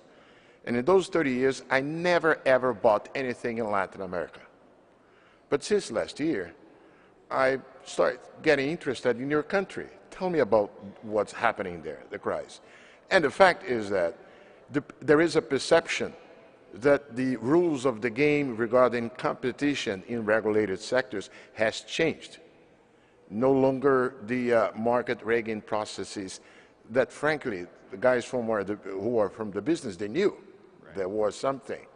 And so there is a change of perception from the past with respect to regulated sectors, but its translation into actual investments will take some time because they will depend on both the adjustment of balance sheets of some big groups in Brazil and also because of the other aspects, as Lisa highlighted, the disease that have been afflicting the Brazilian economy. Very good. Thank you very much. Let me tell you that in a little while, we'll be taking questions from the audience. So those who want to address questions to our panelists, please go over to the microphone. But before that, I wanted to ask Professor Fischlow. A few months back, the famous Harvard economist Danny Roderick was asked during an interview what was the most underrated country in the world at present. And without a doubt, he said, well, it's Brazil, because what you're doing in terms of cleaning up your act is really without parallel in history. Do you agree? Is Brazil being underrated? And I mean, is Brazil the most underrated country in the world right now? And there's going to be a Lava Jato bonus to be paid in the mid-run? I'm not going to make a declaration causing everybody to run off to see their brokers. I think what causes some skepticism about Brazil at the moment, one is that the political uncertainty remains. A new election will occur in 2018. And that means that effectively, at the end of this year, you can forget about legislation, you can forget about virtually everything except the electoral process. The second thing that's important that no one has mentioned yet is that interest rates will rise in the United States. As a consequence of interest rates rising in the United States, there will be greater entry of resources to the United States and less available for foreign investment. The third observation that I would make is that Brazil is a long way off from getting its financial system in order. We're talking about still retaining a deficit in the fiscal accounts, excluding interest abroad, until 2019 at the best. So I think that what we have at the moment is a lot of foreign investment going to Brazil for short-term purposes simply because of the extraordinary differential in interest rates. As Brazil reduces its interest rate, as it certainly will, and as the United States raises its interest rate, that profitability will disappear and the focus will have to turn to what are the real opportunities for growth. And as has been mentioned earlier, you may have foreign investment is still running at a level of 65 billion, which is still relatively high in comparison to the past. The great difficulty is that it's not going into real expansion of capital resources. And Brazil, for several years now, has had an investment rate that is much too low, and requires a substantial amount of investment in infrastructure in particular, but also within manufacturing and agriculture and services. Thank you very much, Alberto. Certainly the professor has a point there. How do you see the behavior of FDI in years to come? FDI? Of FDI, foreign direct investment, especially taking into consideration the fact that some of the so-called structural reforms seem to be being put in motion, and of course we have another element of uncertainty, which is the 2018 elections. Sure. I fully endorse, the characterization, the observations of Professor Fischlow. Brazil is an underinvested economy. By investing 17% of GDP per year, not going to go very far. In the end, growthy development is a process of capital accumulation. Asia invests more than 30%. So that explains, in a certain sense, why, on average, growth rates in Brazil have been very, very limited. But you also asked at the beginning, whether is the worst behind us? Hopefully, this has been an extraordinarily long recession, has lasted at least for 2.5 years.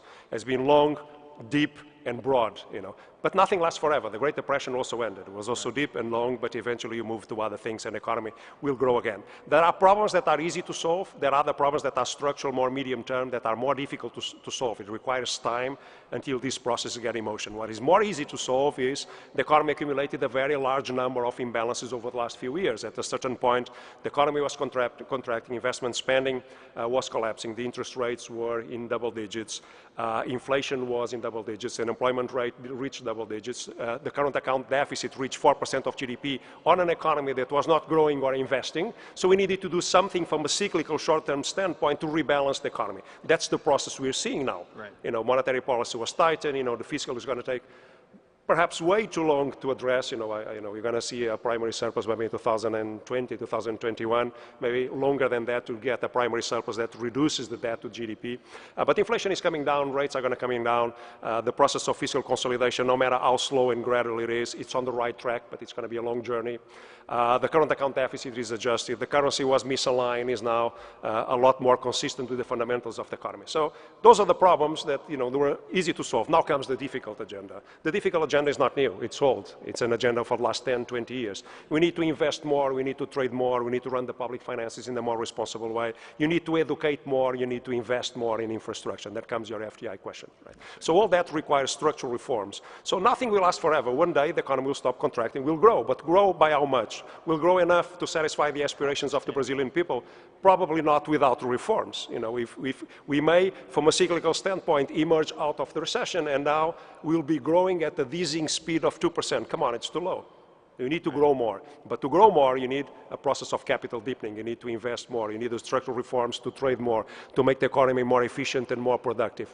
And that is a very, very broad agenda. It's going to take a while. But I'm hopeful, that finally we see, things falling into place. FDI, it is true that, some of the money going into Brazil is basically arbitration money. The interest rates are very high. It's also true that there are investors with a long-term horizon that are making a strategic bet in the Brazilian economy. After all, it's a large economy with a very large consumer market. Compared with other systemic emerging markets, there's a lot to go for. Is energy self-sufficient? From religious and political, is a lot noisier than many other large emerging markets. So a lot going in favor of Brazil if well managed, and if on top of the policies that address the cyclical imbalances, we have another second generation of reforms that unleash that growth potential that Brazil can grow 4 and 5, I think we'll be in a great position. I don't think we are there, but I think the agenda is known. Thank you very much. Otaviano, I wanted to hear your comments on this. Apparently at a time when Brazil seems to be getting its act together, right? It's moving forward in the so-called structural reforms. Lava Jato is expanding. The inflation is moving towards the center of the target. Then you have the global scenario. We have the rise of protectionism. You have nationalism as a resurfacing force in the world today. How do you see this combination between Brazil perhaps doing, at a moment where doing the things that it should have been done in the past, with a global scenario that's not necessarily favorable to Brazil's rise? No, of course it doesn't help. At the moment that the country is apparently ready to go and revisit its protection structure we have an environment that doesn't help. This is not obviously the best of the situations to do this. On the other hand, as of now, Marcos, as we all know, the domestic determinants of Brazilian growth matter more than anything else. That's where the challenges are. That's where the bang for the buck can be found. For instance, the country needs dramatically to implement a set of structural reforms to cure from what I've been calling anemic productivity increase. More than ever, now we need increase of productivity. We need to go, we no longer have rising price of commodities or the easy growth through formalization in the labor market and so on. Now that's it. Either the country managed to improve its performance in terms of productivity increase, or it will not be able to do anything, including social policy. Now, fortunately, there is a range of structural reforms that can be, let's say, at least visualized. In some of them, let's say, connected with the Lava Jato, and I will explain. The next stage, I would bet, after Lava Jato and the whole thing, is to move increasingly towards prevention in order to minimize in the future the need to investigate after things happen. Now, some of the items of the microeconomic reform agenda cater to both. There are things in the Brazilian business regulation, the Brazilian environment, that serves nothing, that do not add value. They exist simply because they create opportunities for circumvention and corruption. And Brazil wastes a lot of material and human resource in doing activities that do not add any value. So if there is an effort to revisit those items, you get both at a glance.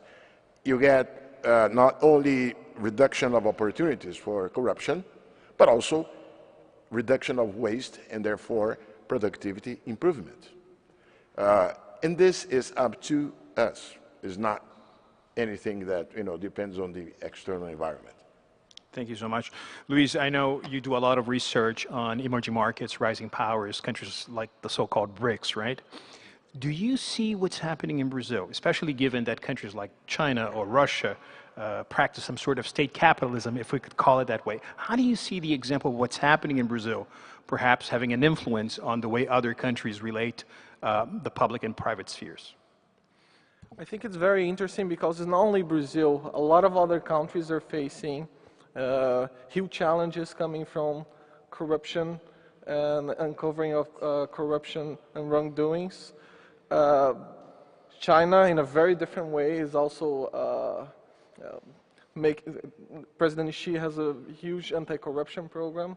It's perhaps the most important issue in the Chinese agenda now, along with the continuation of economic reforms. But what I think is Brazil, not so much on BRICS, because BRICS countries are very different in terms of political structure, but especially for Latin America, Brazil and the Lava Jato and the Carwash Operation sets a kind of a demonstration effect that is already spreading, among other things, because some of the agents of this corruption process in Brazil also did operate in some countries in Latin America, for example, Panama, Peru, Dominican Republic. And there's also a lot of international cooperation, and perhaps, and I think that's what's happening moving forward, Brazil is kind of creating a soft power in terms of showing how a Latin American emerging market can have an economy that is based on the rule of law, and how it can even export its experience in terms of curbing corruption and try to move forward towards a different kind of economic model, and also in terms of like cleaning it up and be ready for, then as Professor Fischler have said, Canuto also agrees with that. The world economy is not so beneficial to Brazil right now, and to the opening up of Brazil's economy. So at least Brazil now is setting up, in terms of institutions, let's say, a different base to respond to those challenges that are coming from the international economy. Thank you very much. Thank you very much, Luis. Professor Fischler, you know, the government of Brazil places great hope in the so-called concessions and privatization programs, especially given the low level of investment as a percentage of GDP that you were mentioning earlier on. But, you know, big civil construction companies, these huge contractors, they're having problems, right? So how do you see the likelihood of this privatization concessions becoming successful, given the relative weaknesses of companies in Brazil that operate in this sector? Well, I think if you were to prevent any construction company that was involved directly or indirectly in the Lava Jato problem, you wouldn't have many left. And therefore, I think part of this is going to be a policy where Odebrecht, for example, having taken out advertisements, having paid penalties, will allow itself to invest further, especially now that Odebrecht has been prevented from investing in Peru and investing elsewhere in Latin America because of its conduct. So I think that is clearly going to be the case. It's also the case that Brazil has an immense need of construction activity because of the housing sector. And if you look at the numbers of residential construction that has been done over the last years, it has not been substantial. So there will be opportunity there as well. But in the end, it's going to be the case that Brazil will make it or will not make it on the basis of its manufacturing and service sector. And I emphasize this service sector simply because people forget that services represent today something of the order of 70% of Brazilian production. And that has been a sector which has been very innovative in what they've been able to do in terms of banking, in terms of the automaticity which has been introduced, and the new kinds of technology and the new opportunities for Brazil to participate effectively in technology from the first world will be a great difference than the nationalist policies that were earlier central to Brazil. Very good, very good. Thank you. Lisa, at one point, Judge Moro was saying that Brazil has a beautiful history. I remember he made a specific reference to winning over hyperinflation. Do you think Lava Jato, in terms of the sense of Brazil winning, can be as impactful as hyperinflation, as winning hyperinflation in the second half of the 1990s? I think, again, I think it's the notion of one time will tell in terms of the implications from Lava Jato. And I think, as one of the comments I made earlier, I think the fact that, it's certainly not positive that the system of corruption that has been investigated and come out occurred, so to speak. But it is important that the process that we see, and you don't necessarily see elsewhere in the region, of it undergoing an adjustment. And that includes kind of the touching on how the infrastructure companies, the construction companies can, and how will they be able to reaccess investment. I mean, part of this is working through the institutional building as it continues, the leniency agreements for the first time really being done and worked through. And from the economic perspective, being able to, thinking about bankruptcy, having a company go through a reorganization, but they come out clean, the company, and then be an active participant in the economy. I think that's something that we will be seeing how this process will work out in Brazil. And I think, clearly there'll be, it won't necessarily be a linear process, but to the degree that you continue to build and improve the institutions, and that there's follow-through and corrections along the way, I think that should set the stage, in theory, for a stronger growth trajectory and overall moving forward, and investor confidence, et cetera. But clearly, it takes time.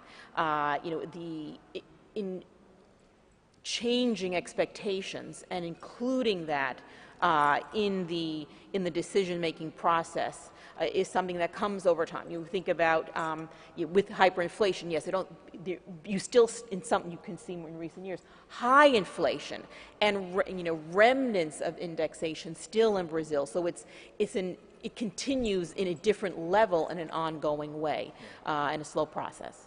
Very good. Thank you so much. Do we have questions from the audience at this point, please? Or panelists are welcome, so please, go ahead.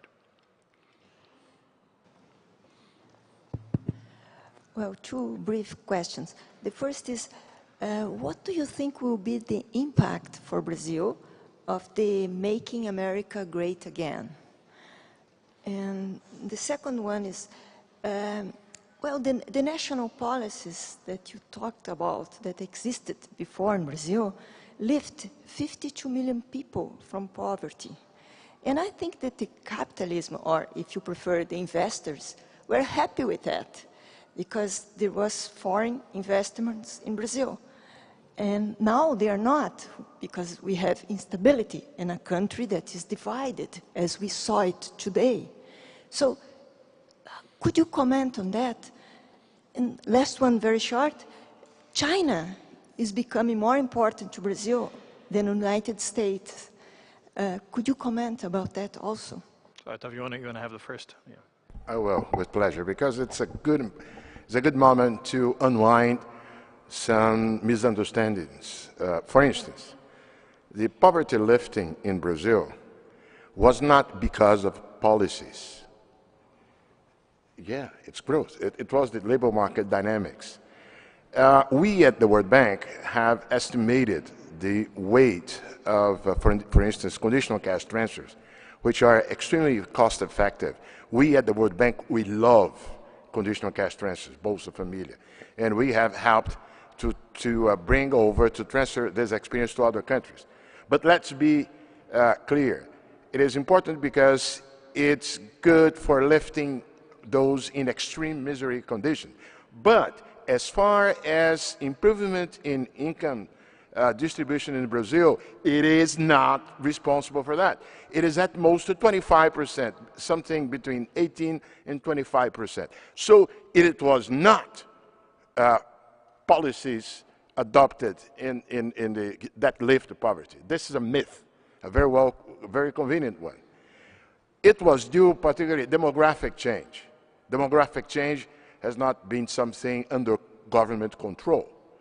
The tightness in the labor market, which helped the dynamics of the economy to translate in the labor market into rising wages. So, frankly, some of these factors have gone. It was easier to do that in the millennium while the commodity prices were growing up. And this is gone. So please, let's debunk this myth. Good macroeconomic policies, they have enduring effects on poverty, on growth, not myths. Yeah. You good? Alberto, yours. Just, a couple of comments on the question on China and the growth cycle that lifted a lot of people from, from poverty. But the question here is about like intertemporal sustainability, right? You can always overstimulate the economy in the short term with a lot of fiscal transfers and, credit from the public banks. First, we inherit, conditions that were ripe for that growth cycle. The unemployment rate was at 12% when President Lula was first elected, and a number of other things that facilitated that process. The external environment was extraordinarily supportive. We saw commodity prices, more than tripling. Global liquidity was, very cheap and abundant. That money flowed into Brazil. Also, created the wheels of growth. But in the end, that process was overextended beyond what are the natural speed limits of the economy. Through, like overstimulus or a populist approach, you can always create in the short term a fake sense of prosperity and enfranchisement through mechanisms that are not sustainable over time. So when you reach the speed limits, the imbalances start to accumulate in the economy. Inflation accelerates, investment collapses, the current account starts to widen, and after, a populist experiment comes adjustment, because you have to adjust for the imbalances that were created. And so after, that process of that seemed like to be permanent enfranchisement comes the adjustment. Now the unemployment rate is at 12%. The unemployment rate is not at 12% because of completely changing policies, because the previous policies reached the outer limits of what was possible. So I completely agree that more than, I think the Bolsa Família is an exceptionally good program, and well-targeted, certainly can be improved like any other program, run by the government. But it was the growth acceleration out of which, probably those policies have very little to do, and much less to make them sustainable over time, because you can always create in the short sense like overpower the economy, but the intention is to do that for 20 years. On China, and on your question of what will America being great again make for Brazil, maybe we'll make Brazil great again, I don't know. We don't know exactly what that means. I think, I share the views of many. Could be a little bit more fiscal stimulus, more growth in the U.S., but comes a Fed that tightens a little bit faster. Maybe it gives a little bit of an impulse, to the economy. From that standpoint, it's kind of neutral to Brazil. But if comes a hangover after that, also stimulus in the short term in the U.S. may not necessarily be, that good for Brazil. On China, talking about MIDs, it's very important as a trade, but you have to understand what exactly do we export to China. What we export to China is overwhelmingly commodities, because there is a commodity, it means it's a homogeneous good. There is a global clearing price. Brazil couldn't care less where the soybeans or the iron ore go to Shanghai or to Rotterdam or to Baltimore. It's a commodity. You can produce and sell every single ounce at the global clearing price. It would be great if the Chinese were buying from us manufacturing goods. They're not. They compete with us. So we have to be, relatively careful what exactly we export to China is not necessarily the things, that are going to create a lot of value added domestically. I mean, exporting commodities, there's nothing wrong about it. It's part of the wealth of the nation. It's great, but it's commodities. We'd like to export to them. It doesn't really matter if China buys them. That's my problem. Because if China doesn't buy, you can go to a commodities dealer and sell everything you have in stock. It's not the same with the manufacturing good. Yeah. Well, Alberto, I can tell you that if making America great again represents trade protectionism, import substitution, fiscal stimulus, and tax breaks, then Trumponomics also has another name, New Economic Matrix. Anyway. But we're taking another question from here. My question is, do you worry at all that the structural reforms that the panel brought up several times and the basic economic agenda, the ground that we established with inflation stability and fiscal dynamics, they're stable, that it becomes politically cyclical, that with each political party that comes to power in the medium or long term, that we might lose grounds that we've established? Luis, you want to have your first take on this, or? I didn't understand that. Or Professor Fischler, perhaps? Yeah. Oh, you didn't hear the question. Yeah, well. The microphone is not set up. Okay. Right. Should I repeat? Yeah. Yeah. It's, if I may, she's asking whether the current wave of structural reforms is simply a wave or whether it is a, It can be submitted to the political cycle. Okay. Yeah. That's going to depend on the election. One is not going to move along so far in this process that it's inevitable that it's going to continue.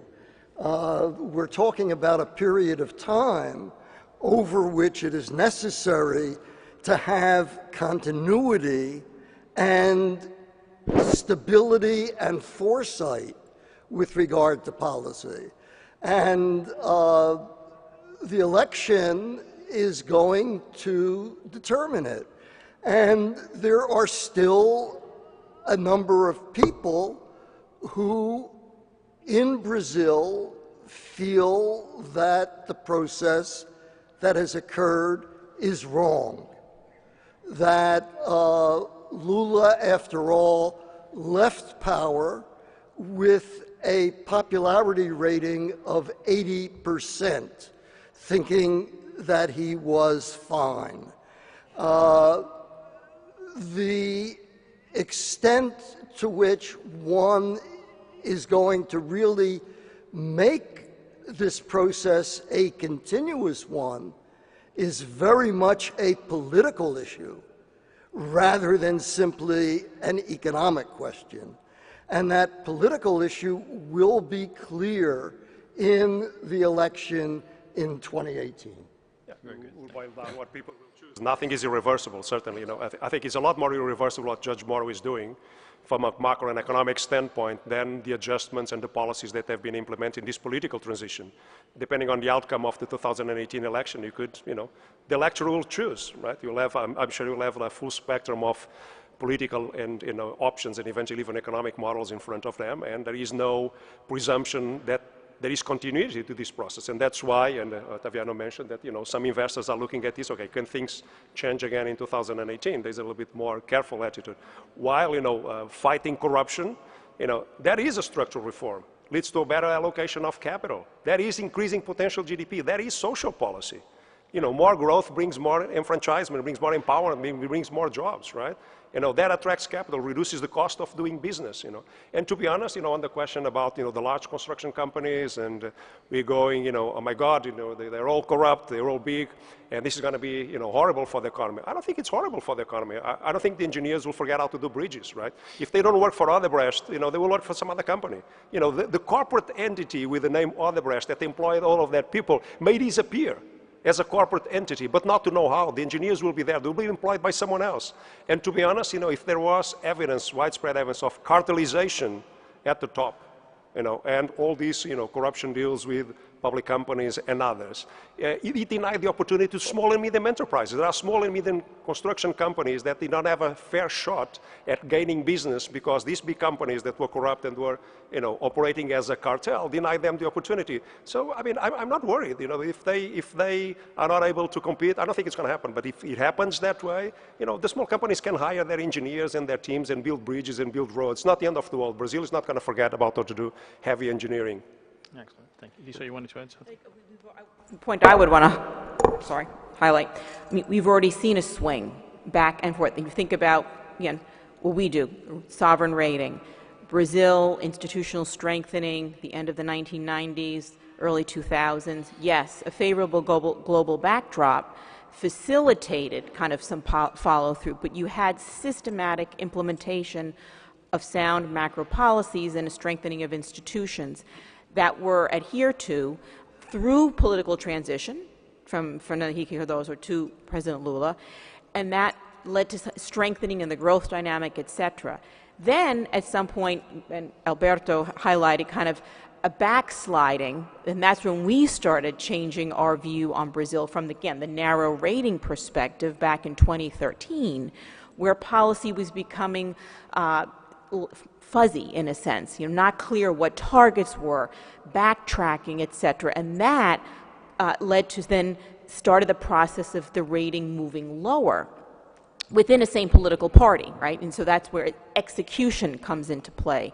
From where we stand now, the rating, if we look at the levels of debt and the challenges in the economy, right, and it's the growth story that we've talked about, from our point of view, it's going to take a multi-year, multi-administration commitment to strengthen all of this, the prospects for Brazil. And that really does depend, as Professor Fischel highlighted, on continuity of policies beyond 2018. Thank you. Knock on wood. Yes, please. Sir, yes. Thank you. I wanted to ask how you see a way forward towards building a more sort of ethical corporate culture in Brazil.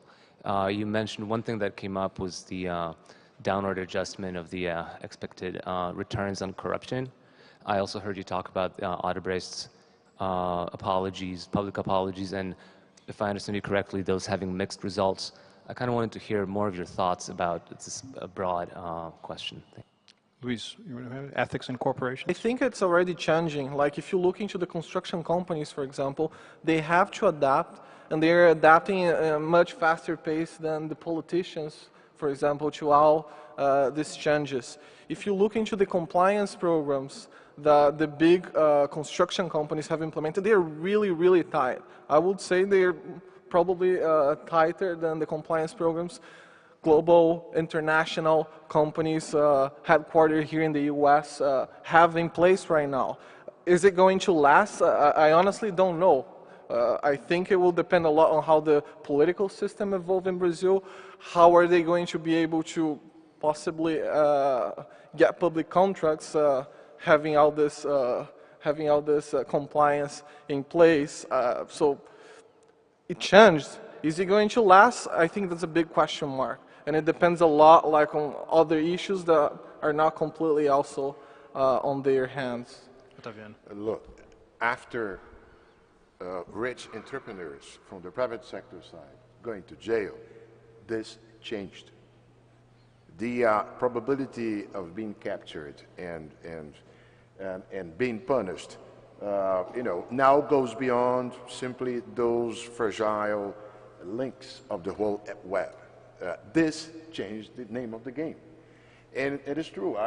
The companies are enhancing their compliance departments, and inevitably the corporate strategies will move from the previous business model. The previous business model was one in which the vice president for, let's say, institutional or investors relations was the most prized one position, rather than engineers. The coolest position in the company, right? It was the coolest position in the company. Yes, yes, of course. No. So now, as long as there is competition, as long as there is more market contestability, then the corporate strategies will have to dedicate more focus to efficiency seeking, because efficiency seeking behavior is replacing rent seeking behavior. And that's something that can be said to be changing the Brazilian corporate culture, assuming, of course, that we don't reverse to the old business model. Thank you very much. We have a question here. Question. I'm 48 years old, and I grew up in Brazil, and until 3 years ago, we would say, and everybody would agree, that Brazil is not a serious country. This is what it is. There is nothing we can do about it. Corruption, we cannot ever put these big fishes to jail. In the past 3 years, this has changed, Right now, we have Ike Batista, one of the richest men in the world, in jail. Former governor of Rio in jail. Former treasurer of the PT party in jail. The two biggest names from the Odebrecht company in jail. A lot of money was already returned to Brazil. So I find it very interesting that to some people, sometimes a picture of two people talking or even laughing is more important than Odebrecht coming to Brooklyn and having to play guilty with the FBI and having to return millions of dollars to the Brazilian government. So I heard here today that Brazil is a divided country. I think it's divided between the corruptors and all of us workers who are honest. This is the big division. As much as some people want to say between, I think it's so stupid for us to be thinking, divided between this party or that party. It's divided between those who can rob and those who don't, which is the majority of us here. So I would like to say, Dr. Moro, thank you very much. It's a pleasure and a privilege.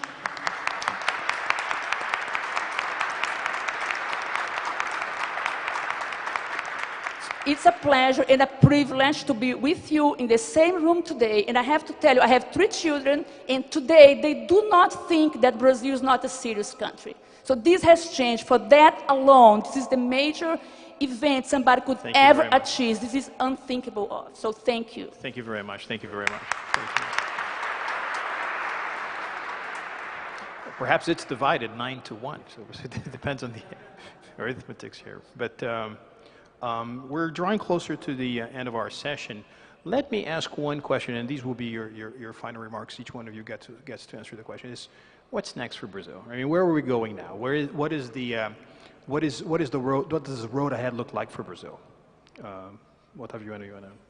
Right. Well, first of all, Lava Jato will be a watershed as long as it's only the beginning. We are likely to see offsprings now. This has been already, it's an immediate outcome of the investigations and results. But there's also more. As I said before, the doing business environment in Brazil is a lousy one. It's full of opportunities for people engaging in circumventions and corruption.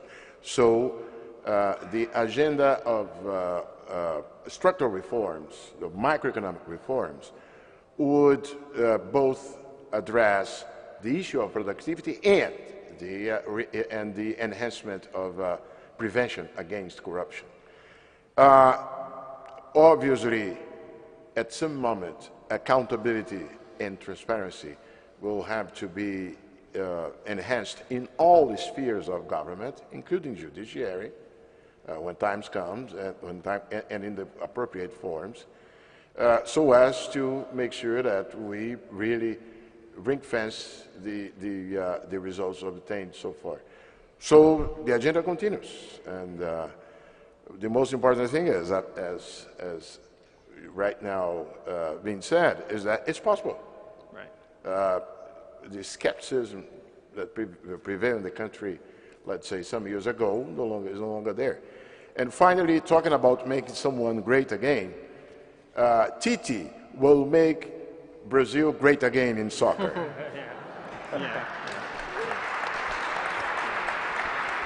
E Titi é Corinthians. Otaviano, mentioning the very word Corinthians at this hall is beautiful. Anyway, Luis, what's the agenda for post-Lava Jato Brazil? I think one thing that's important to mention, Judge Moro quoted here President Theodore Roosevelt, which I found surprising and actually very telling, because President Roosevelt was the most important one fighting against, in the US, the robber barons. And who were the robber barons?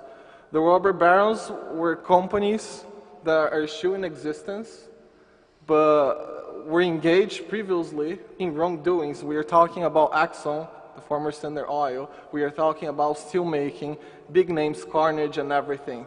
So what happens? They were robber barons before, but things changed. Institutions had strengthened, and they move on. Now they are respected companies operating everywhere. And I guess, to some extent, if the Brazilian companies are going to be able to clean up their balance sheets and to actually enforce the compliance, we can look forward to have a path that was similar to what happened in the US.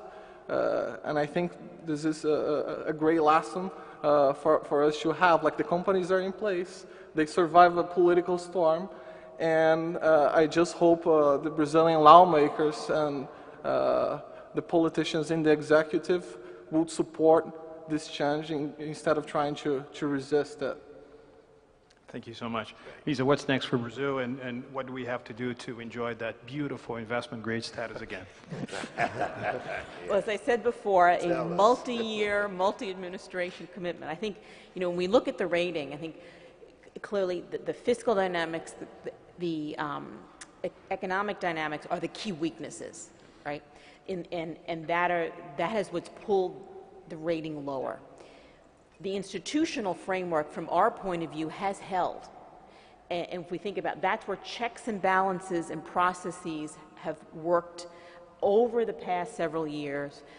An impeachment process, yes, disruptive to the economy, to various elements in the political sector, but the system is holding. And so I think I would say, looking forward, I think it would be additional institutional strengthening, continuing bit by bit, and revetting and revisiting various, you can see all the procedures that have worked through both the Lava Jato as well as the impeachment proceeding to kind of further strengthen that and broaden that within the population. I think when we think of institutions, we're thinking of the press, we're thinking of the broader establishment and popular support. So I think that process seems set to continue. Clearly, you want to look towards economic recovery and prosperity, and that's where the political commitment to put the challenging decisions on the agenda and move them through Congress, despite a significant recession, and balance some of the political fallout, where yes, there will be backtracking on some of the social gains, and how can that be managed politically? I think that's part of the other challenge for the political class as well. Great, thank you so very much. Alberto, what's next? I wish I knew. I mean, if I could divine the future, I'll be a different man. But I mean, it's going to be whatever, you know, the Brazilians collectively make it to be, you know, through their choices. And, you know, what is important is to have the proper checks and balances and the proper incentives. I think we're moving in that direction. But as you know, progress and history is not linear. You know, sometimes you have periods of prosperity, periods of less prosperity. It's a back and forth. Sometimes we commit old mistakes. Sometimes we commit new mistakes. Let's hope that the next mistake, it's a new one, that we learn from the previous mistakes. But again, I think we're moving into an economy we can strengthen the representativeness of the political system, the checks and balances in the private sector, in the government. You know, society feels empowered. And I felt that, you know, someone mentioned that, you know, for the first time I feel proud to be Brazilian. I was not proud to be Brazilian over the last 3 years. And that sense of empowerment, of participation, that, you know, we can make it happen, and good things can happen if we, you know, put the shoulder together and make it. It's going to happen, we don't know. I mean, it depends on so many things. Nobody knows. There is no answer to that. It's a beautiful question. But as long as, you know, day by day we work on the proper incentives and the proper checks and balances and move and create an efficient economy. The gain here is basically social progress, and that comes with growth and the right incentives and efficient government. You know, we have a big government. It's not particularly efficient, so that's an open question. Can we run? You know, spends 40% of GDP. Someone spends 40% of your income better be a good spender, because it's a lot of your income. So those are the questions. You know, but you know, good things are happening. There is no guarantee that they will survive the next political cycle. We'll see. Let us hope so. Thank you so much, Professor Fischlow. Is Brazil starting over, all over again? I was thinking of writing another book. And calling it Starting Over Number 2.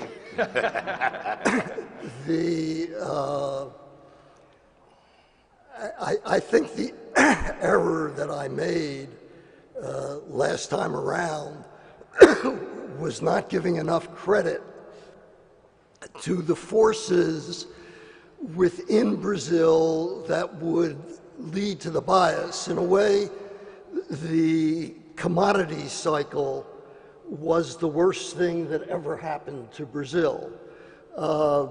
Things were moving in a reasonable direction prior to it. Bolsa Familia only spends 0.5% of total GDP, was reaching out to a variety of people. Things looked like they were going to be quite positive. And the boom, in part, led to the crisis that we see in Lava Jato. There was just too much money around, and nobody felt that paying the extra money made a difference. If a politician needed money, fine. We were making so much, it didn't count. And now the question is the capacity of the country to learn from that experience and to avoid getting into it again, and to avoid extra dependence on foreign investment. Brazil is a country whose foreign investment should not get over 3% of GDP. Otherwise, you run into a great degree of problem in the future, because when it gets up to 5 and 6%, you wind up unable to control your domestic policy. The second thing that Brazil has to do is not to aim at 7% a year. not to aim at a continuous rate of expansion.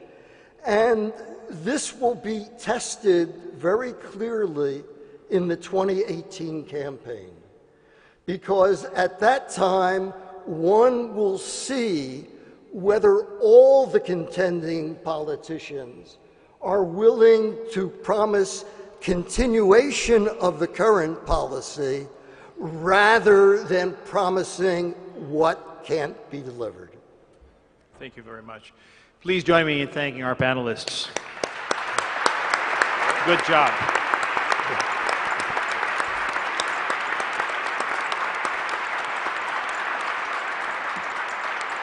Thank you.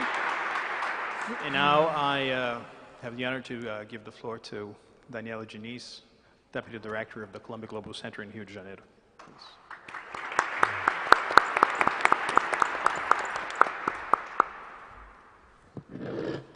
Thank you, everyone, for participating and engaging in such a lively and exciting event. I wanted to finish and wrap up the event by thanking our sponsors and the people who made this event possible, beginning with the Lemon Center for Brazilian Studies and ILAS at Columbia, the Janeiro Program and Latin American Studies in the New School for Social Research, the Center on Global Economic Governance at CIPA, the School of International and Public Affairs, the Columbia Global Centers Rio de Janeiro, which I'm representing here, the Center for Development and Economics and Policy at CIPA, and the Heilbronner Center for Capitalism Studies at the New School. Also, the Consejo Empresarial de América Latina and Brasil, who helped sponsoring and making this event happen. And so for tomorrow, we will reconvene at the New School at the John L. Tishman Auditorium on 63 Fifth Avenue. And we will start at 2 p.m. We'll have the presence of the Federal Public Ministry, the prosecutor in the Federal Public Ministry, Paulo Roberto Galvão, and others to engage in the debate that's going to be more focused on the political science point of view. Thank you very much for being here, and see you all tomorrow.